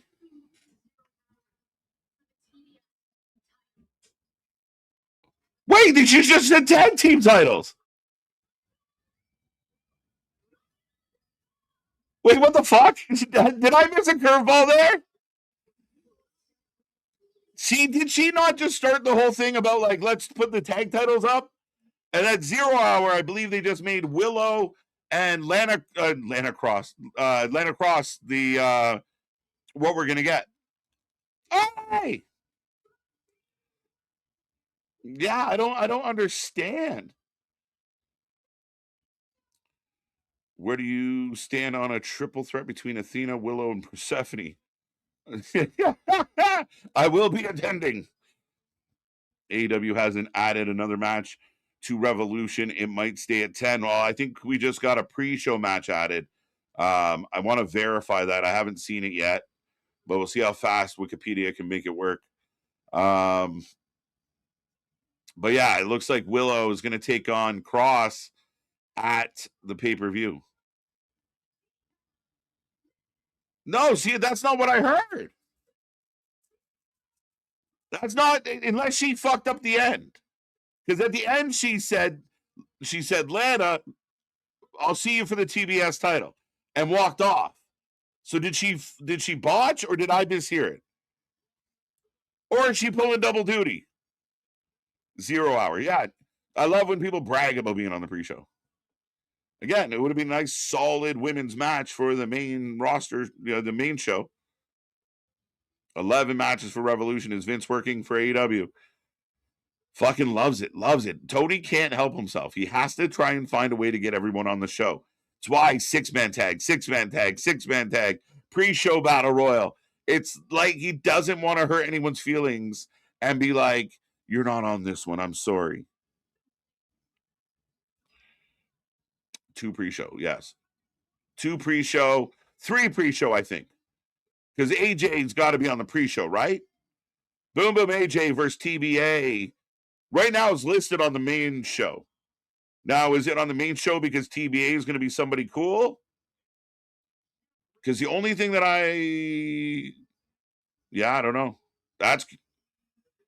Well, we're getting Ciampa's music. Ooh, so good. This is too good. Oh, it's ridiculous. Smash that like button, folks. Hit all the buttons. Don't forget, we're back here tomorrow for TNA, Friday, SmackDown, Sunday, Revolution, and so much more. More shows. Click the bell. You never know when we're going to pop up, when we might do an afternoon show, a morning show. WrestleMania season's coming up, so we got bonus shows. We might actually be doing a Friday mini marathon. So tune in, stay tuned, follow all our social medias, join us on Discord, and stay up to date on everything that's for life. Oh, and we get a jump start. And we get a jump tope. And more jumping. The amount, the good guys do a lot of jumping in this company. And I don't mean high spots. I mean jump start matches. Usually that was a bad guy thing to do often. I think there's going to be a 13 after this match. Briscoe Ciampa. I'm with you. I agree with that, Damien, as much as I might not want it. A good song and entrance is enough to get a great pop from someone. Look at Kit Wilson. That is true. And like I've explained, though, Richard, that is part of your package. That is part of your presentation. So if you can get that over, then you're doing your job.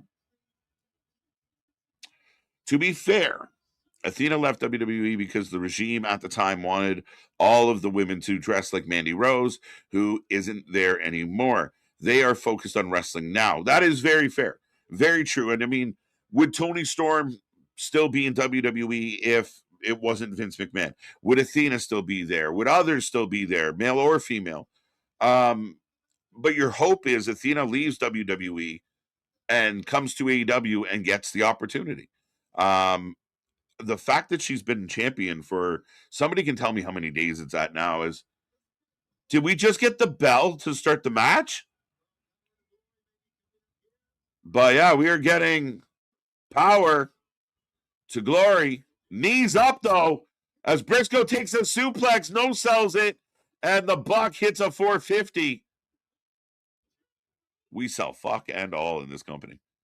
Were there any ring promos on Dynamite tonight? Were there any in-ring promos tonight? Oh, we still have the press conference. Motherfucker. That's ending the show. We got 15 minutes left. Love Ciampa's entrance. I freaking love Ciampa's entrance, bro. That voice in the beginning.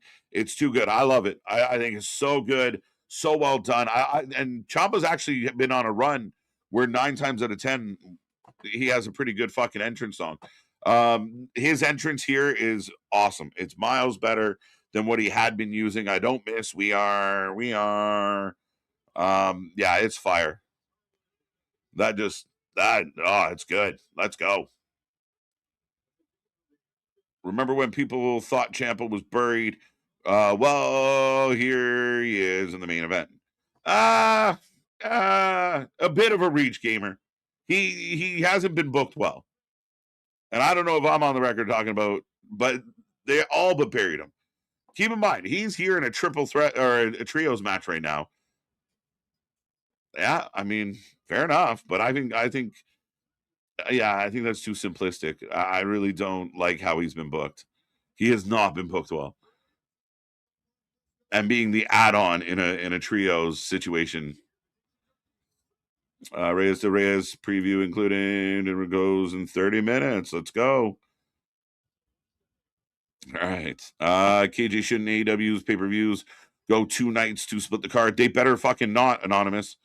No. We want less, not more. They can't run it. They can't run a 2-night pay-per-view. It's not good.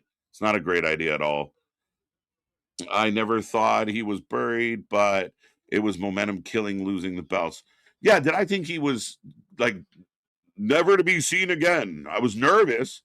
But as Dax gives Wheeler a little pecker kiss and hits a DDT. Crowd goes quiet for Young Buck matches. And the few times now we've seen FTR and the Bucks interact, and the crowds have been quieter and quieter. But no. And I mean, again, at the end of the day, a lot of people did say he was buried. I don't know. I don't feel like this is unburying him. This might be a step in the direction of rebuilding what they had, but it has not been good. Yeah, so it is Meltzer in the crowd. That is fucking jokes. I haven't seen him yet, thankfully. As both men collide mid-air. Same old shit, though, and everyone's down. And we get a little golf clap. Not going to lie, this should have been earlier in the show. I mean, it's not a bad main event, but it's a mid-card thing. Now, you're going to follow this up with Paige and MJF in a press conference. So that shall be interesting. I don't know how exciting that's going to be. But, yeah, I don't know. Again, the way they organize these programs don't make any fucking sense to me most weeks. Not a reach. It's the main event. Is it? Is it? I don't think it's the main event. We still got more to come. But Team WWE versus Team AEW. But, yeah, it's a reach for me because to be included in this, thrown into this, to me, it's a step. But that doesn't mean he's out of it. No fucking way. If you want to have a conversation about the booking now being good, I agree. That's a problem across the whole company, not just for Ciampa, for everybody, for fucking sure. I'm with you on that. Has AEW even brought up the Big Boom AJ match? I haven't heard anything since AJ said it. I have not heard a thing about it. Buck's always doing the same routine, same spots. Everyone's down. We get the golf clap because everyone worked so hard before they fell down. Again, rinse and repeat. Cody fatigue's a thing. Young Bucks fatigue is a thing. Moxley fatigue is a fucking thing. The word buried is the most incorrectly overused word in the IWC, but losing the belt was absolutely wrong decision. Absolutely. And again, there's a ton of words that get tossed around so freely by the IWC and very hyperbolic. But again, I agree with that. The booking has been bad. Can they get him out of it? Yeah, for sure. Is he done forever? No. Did people say he was buried? For sure. I felt like we were never going to see him again, that he was just going to be a collision guy until he wasn't. Maybe do a couple Ring of Honor matches. So, I mean, he's here. Now what? I seen him when Okada came out. Okay. They're not really hyping that Ricochet Battle Royal well. It's a pre-show thing.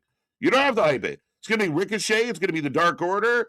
It's going to be Top Flight. It's going to be fucking Private Party because we haven't seen them. It's going to be who else might they throw in there? Maybe Danny Garcia. Maybe we get Yuta in there. Fucking, again, just 21 hodgepodgers that don't matter. And to be honest, Ricochet might win this thing.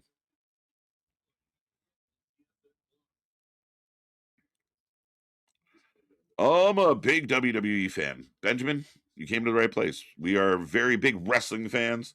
And we're really big fans of good wrestling. Jack Perry is my pick in the Blackjack Battle Royal.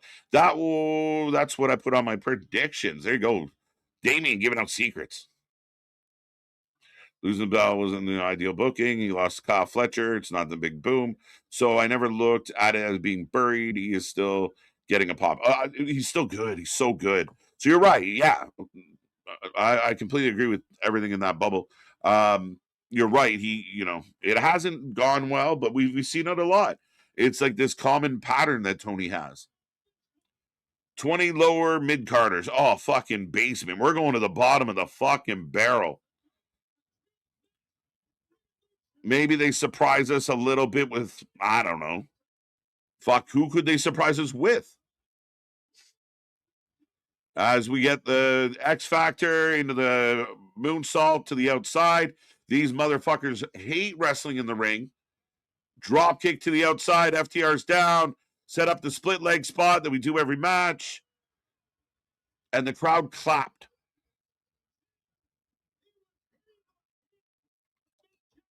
Let me know. Are they cheering at all? Like, are they cheering? I heard some clapping. I don't know that I heard cheering. Private Party truly went private after yeah, right. And I think that was my fear. That's what was going to happen to Ciampa. Like, oh, he's here, gone. But Briscoe up over top of everybody. Hook might be in the Battle Royal. Shibata, whoever their new recruit is. Yeah, that's right. Their faction out there looking for new members. Matt Jackson. So you are going to have a match at the pay-per-view and do all the same shit you're doing tonight all over again.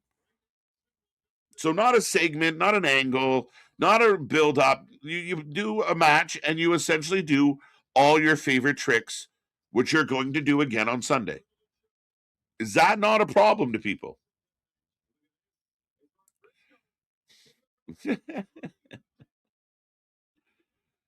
Briscoe is busted on the forehead. Is he?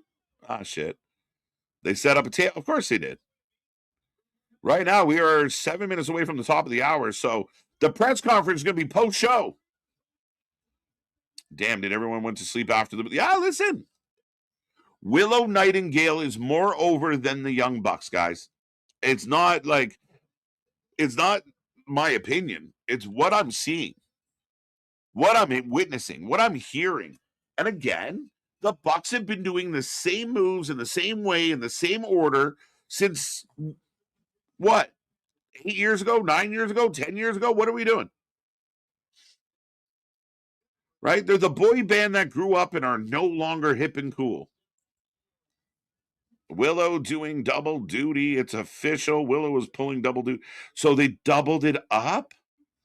For fuck's sake. But why would you do that? It's so dumb. Again, know what this ends up becoming? And I'm telling you right now, Kyle, it is protecting her for a loss. So if she loses one of these belts, it's because she did double duty.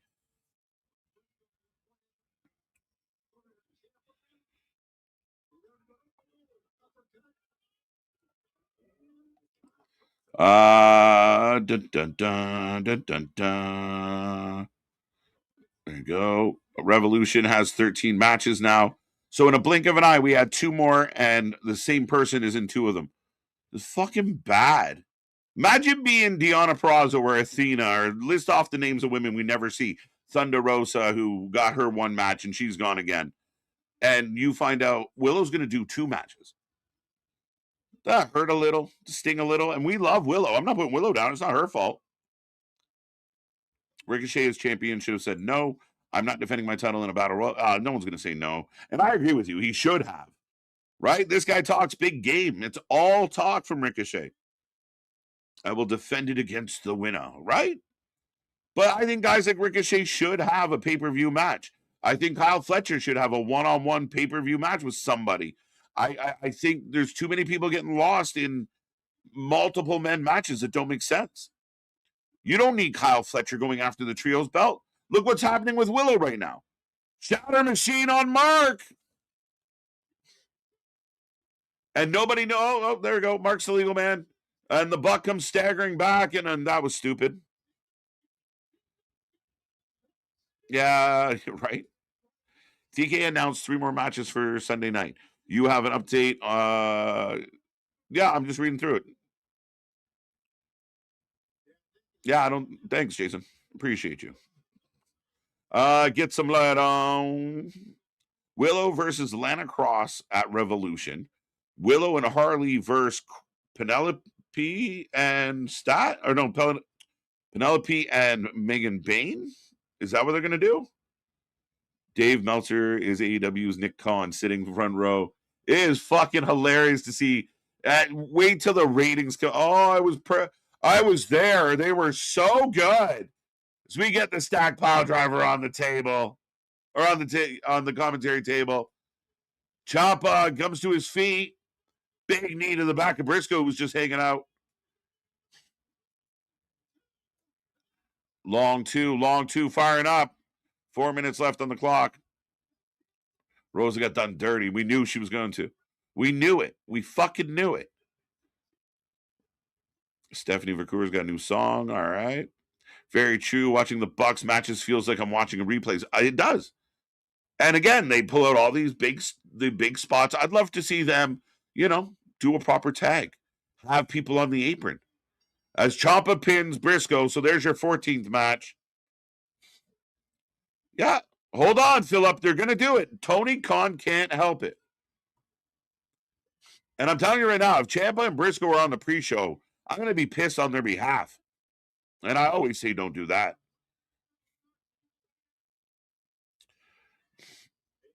Yeah, Papa Dave in the crowd, just salivating. I can see the outline of it. Never mind. KJ, when will you guys be doing the predictions? Stay tuned, Kyle. We're not solid on that yet because we're running out of minutes. We were supposed to do it this past week, but we're stay tuned. That's why we tell you to click the bell. Might be Saturday. Willow versus Cross is on 0 hour. Yeah, it's still stupid. Briscoe takes the pin. Briscoe always takes the pin. I want to know who has taken more pins than Mark Briscoe in AEW. And right there, match after birth. Match after birth. Match after birth. Well, we're at 14. We have to stay with this horrible display. So we are doing your main event press conference after 10 o'clock. That's all they do. It's rinse and repeat. I keep saying it. They make AEW for stupid people. They make AEW for dumb people. They make AEW for people that don't get complexities. They just make the show and they run it back, and you watch all these replays, and everyone else on the planet that has half a fucking mind that can say, hey, are we not watching the same shit over and over and over? They get it, and they get ostracized by the fucking dumb. But no offense. I'm not saying AEW fans are stupid. I'm saying the booker treats you like you're fucking stupid. I keep beating this drum. People keep getting mad about it. But at the end of the day, it is simplistic as shit. It is rinse and repeat. And it doesn't matter if the build is good. Doesn't matter if the angle's good. It doesn't even matter if the match is good. As long as we break a few tables, do some topes, it is simplistic. It is a mess. It's why the booking doesn't fucking add up in a lot of cases. But here we go at 10 p.m. We are going to get a press conference. Fair enough. We get a video package to start. How many people in the world that were watching this tune out heading into this? Because now it feels like we're just... Yeah. We're getting I'm getting the 14 plus rating because the hour changed. He's dead.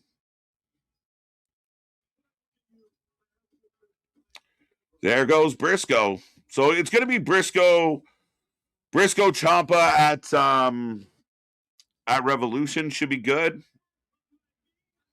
But I don't know, folks. We got a press conference. So do we want to rate this show being that it's officially technically over? Young MJF, right? All those years ago, way back when.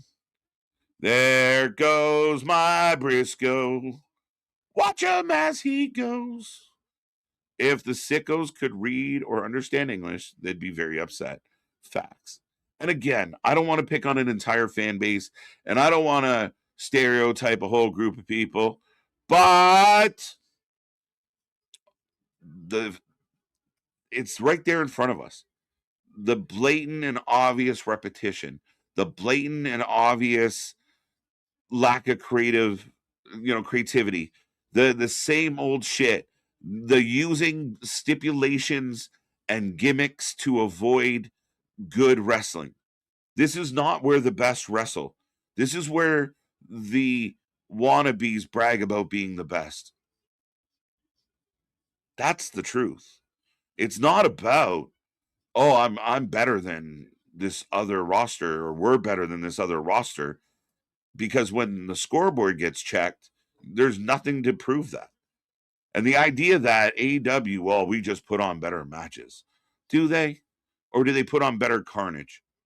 That's not the same thing. I think you're all out of bullets, says MJF, but that's it. The random repetitive shit, the shit that Tony once thought was cool, like having an overrun. They used to brag about it. We're gonna have an overrun. Now every show is just 2 hours and 15 minutes long. Every single show. That's not cool anymore. That's not exciting. The free agents you used to bring in, well, they've dried up. They've gone missing. The ones you do bring in, you don't book well. It's hard to get excited for them. As Daniel Bryan doing double duty tonight, as he is now hosting the press conference.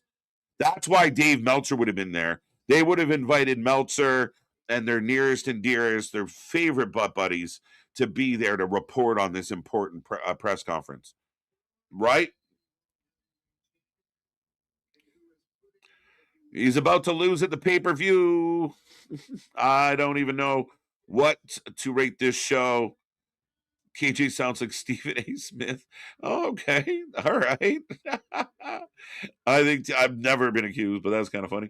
Running out of ideas. I think that ship is long sailed away. Texas death matches are hit and miss. They've been done so much. I'm not even impressed anymore. I'm used to it. What are we going to do? So it's an actual press conference, not in the ring. No, this, right? And you think you could have fucking fit this into the 2 hours.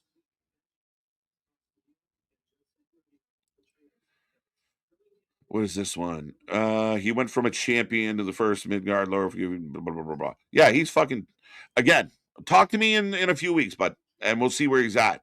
But they have a chance to, people want to see Ciampa. People want to see him built up. It's like Mark Briscoe, right? But your argument is, well, Mark's still there. Mark's in the main event. But has anybody in this company taken more pins than Mark Briscoe? So I don't know if that's unburying him, for a lack of fucking better term. I know MJF shouldn't be losing this soon, but won't it hurt Hangman not being able to challenge again? Cody shouldn't have done it either. Well, maybe the next step is Hangman to WWE. I don't know what to tell you. Again, rinse and repeat. Been there, done that. And you didn't even need to do that on this one. Because of the whole stipulation and the coin toss, you didn't have to add. He gave him that stip for no reason. What up? Watches Dynamite live. What is up? I think you can get it on Triller. I have to watch it on the sports channel in my country. Americans, let us know. Where do you watch? Where do you stream this? Is it on TNA or TNT? Do they have an app? Are they real? Well, define real reporters, because I think guys like Meltzer are there. So this is fucking insane.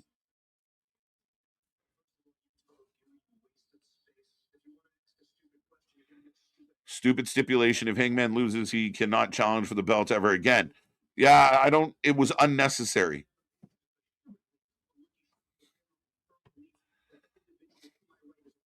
Why is this press conference look like something from SNL? Because that's the level we're dealing with here. People can talk all they want about their opinions or how they feel about things or how they want, how things should look or feel, or, again, at the end of the day, we're not They're not at that level. This is where average wrestlers go to brag about being the best and never back it up or prove it. HBO Max, thank you. That's right. This is just, yeah, why isn't this part of your pre-show? Like the hour long, like the road to revolution.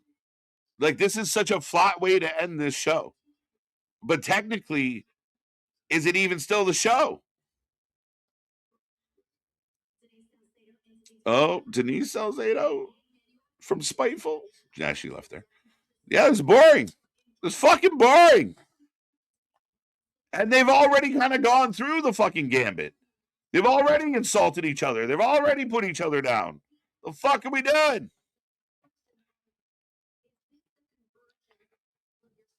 Raw ended way better than this. That's facts. I'll take that. Now, if I grade this show up till 10 o'clock, it gets a better mark than I do if I grade the whole fucking thing. Yeah, this is crazy. Why was this not in the middle of the show or throughout the show? Was MJF or were they unavailable to be at Dynamite tonight? So we pre-taped this in this mockery of a fucking press conference? I don't know. It's clearly live. And it's all their favorite little, like I said, their favorite reporters.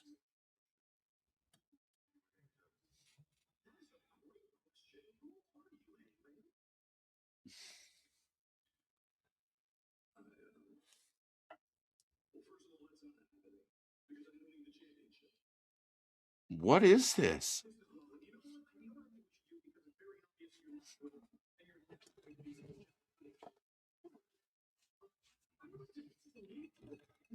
We're going to salute.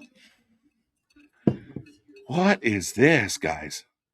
Now, how many fans have dropped off? How many fans that were watching this are is that LeBou? Wouldn't surprise me because he's full of shit like the rest of them. Hangman but he got sounded like he had but now they're fighting.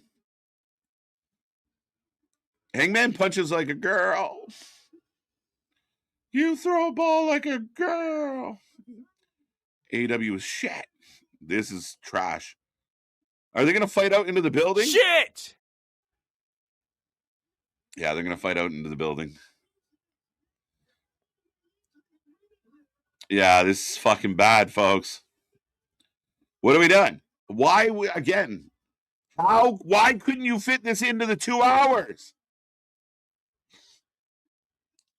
And again, it just leads to another fucking brawl.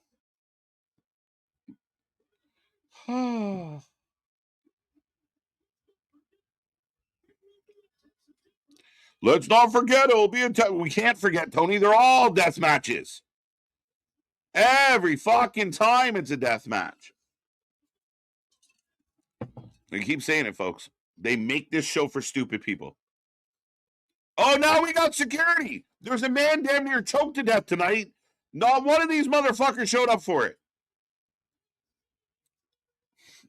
Now Hangman lays them all out because there's no consequences for beating up staff ever. It is so unnecessary. MJF's got the ring. Deadeye from Hangman. Sold the fuck out of the Deadeye, though.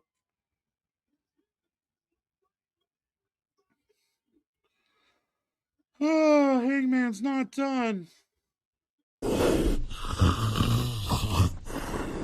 Oh, for fuck's sake.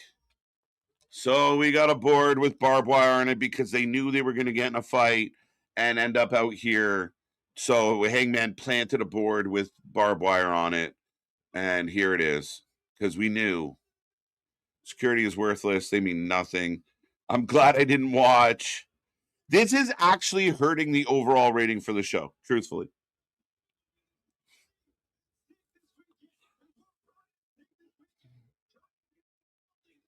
And there goes MJF running away. Because that's how we roll around here. A collection of pussy heels. Don't be sorry. You didn't write it. It's stupid. Barbed wire board. Yeah. Because the simplistic, moronic fans get all giggly in the fucking pants. You heard me. Because they're going to use a board with barbed wire. Oh, barbed wire. Oh, the fuck are we doing? What are we doing? All right. The show's officially fucking over. I'm actually going to have to give 2 ratings because literally that press conference for your main event fucking ruined it. Barbed wire. Oh, scary. Nah, not a great ending. No. What they should have done is it should have been a segment where they, like, you go to commentary and commentary says earlier on today, this happened. And they go to it and show it and make it a part of the show. Or you do it earlier in the show. But again, match brawl, match brawl, match brawl. That's the method. That's the thing. And again, there's fans that just don't see it. You are the target audience. Anyway, the show is over. That is the end of Dynamite officially. I will take your rating out of 10. We take a rating for every single show. Don't forget, we are back tomorrow for TNA. But out of 10, how did you feel about this one? 3 out of 10. You know what's funny? I was like 7 on this show. Denisha starting us off at a 3, Saffet with a 6. If I include the press conference, I knock it down to 6.5 for sure. 6.5. This is awesome. So Army liked it. 6 out of 10. But yeah, for the 2 hours, 2 really fun matches, some good other things kind of kicking around. Again, the order of things is fucking messy. The structure is messy. A lot of this is for the simplistic. Why did security run out when MJF and Paige are fighting? But Brody choked a man out with a chain, and that was okay. I don't understand. It's simplistic, and yeah, I think I'm down at 6.5. 7.5 out of 10 for that women's match and the Fletcher match. They killed. I mean, they were really good matches. 4.5. Anyone else notice they cut in close to the worst Deadeye of all time? I didn't notice it being the worst ever. Did it not look good? I didn't catch that. 0 out of 10. Oof. 6 out of 10, just 38 days away from WrestleMania 42. 3 out of 10. They played a video that had a match. That press conference angle was not good. Show 6 out of 10. Press conference minus 2 out of 10. Ooh. The video package for the Hangman MJF may be the best I've seen. I thought it was all right. I'll be honest. It kind of got erased by watching the press conference. Maybe you should just ended the show with the video package. That was enough. They brought in Meltzer, and they didn't even ask a question. That's kind of funny. Meltzer would take that as like, let the kids do it. I'm too cool for that. That's what I would say. 4 out of 10. Are you adding the new matches to the predictions title? I will be tomorrow. Yeah, I'll add the new matches. So if you've already filled out your predictions, we are getting new matches. Darby, Orange Cassidy, and Roddy taking on the Dogs. If the Dogs don't win that, it's a crime. The Babes of Wrath are going to take on Megan Bain and Lena Cross. But they've also added Willow versus Lena Cross. So we're going to see Lena Cross twice, and we're going to see Willow twice. That, to me, is fucking asinine booking. And to be honest, that was your chance to let Julia and Sky Blue get in a match and actually have an excuse for them to lose to Sky Blue, the Twisted Sister, as I like to call them, and Julia. And now Thekla and their faction looks stronger. But you're going to run this, like, come on now. I don't want to hear shit from any AEW fan about the repetition on other companies. Why were there no live promos on a go-home show? It might be a record. Swerve gave a little bit of one, just for the record. 4.5 out of 10. Not a good show, only good matches with Fletcher. The show as a whole gets a 7. The last annoying segment isn't enough for me to put it below that. I thought it was an okay home show. Nothing great, but awesome matches. It's funny. We could have got like a couple pay-per-view matches on the show tonight. And now, if you think about it, you're going to get OC and Darby in that trios match now. And then you're going to see, so we saw it tonight. We're going to see it again on Sunday. The Young Bucks fought FTR in a trios match. We're going to get that on Sunday. Briscoe and Ciampa were a part of that. We're going to get that on Sunday. You know, we've already seen Willow and Megan and the Babes of Wrath and Mega Bad. We've already seen that. Now we're going to run it back with a new partner. They have to win. It feels so predictable. 4 out of 10. I'm done. I'm out.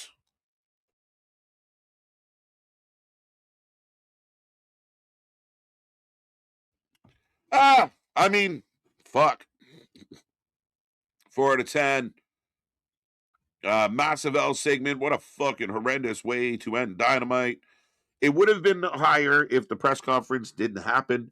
I thought the show was a 7.5 without the press conference, and I feel like it's a 6.5 with the press conference. That's supposed to be your biggest thing. That's supposed to be your biggest stars.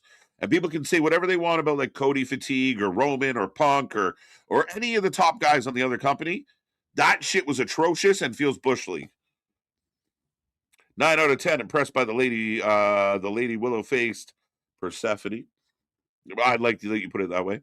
Why do they make MJF always looks like a fucking idiot? It drives me nuts. I want him to be crafty. Like you think of the traditional heels that were really good, and even a Callus in this. Like usually the heels are crafty and up to no good. All the heels are just morons, and they run away a lot. 5 out of 10. 4 out of 10.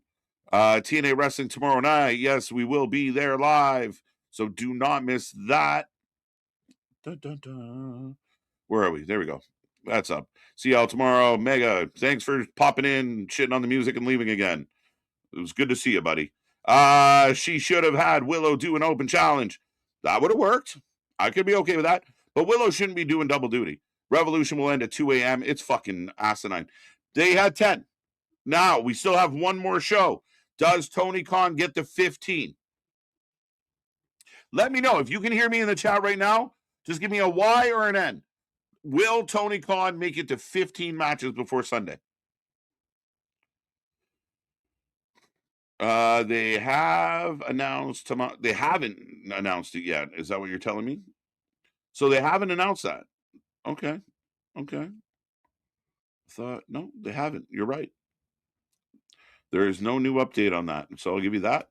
All right. 2 good matches on Dynamite tonight. So 2 good matches on a 2-hour show. Is that enough to make the show good? Looking forward to seeing what the Dogs could do in this trios. I like the Dogs. They got to book them strong. They really do. 5 out of 10. 8 out of 10. Jerome, thank you for that. 8's a little too high, but I'm happy that you liked it. Anna J.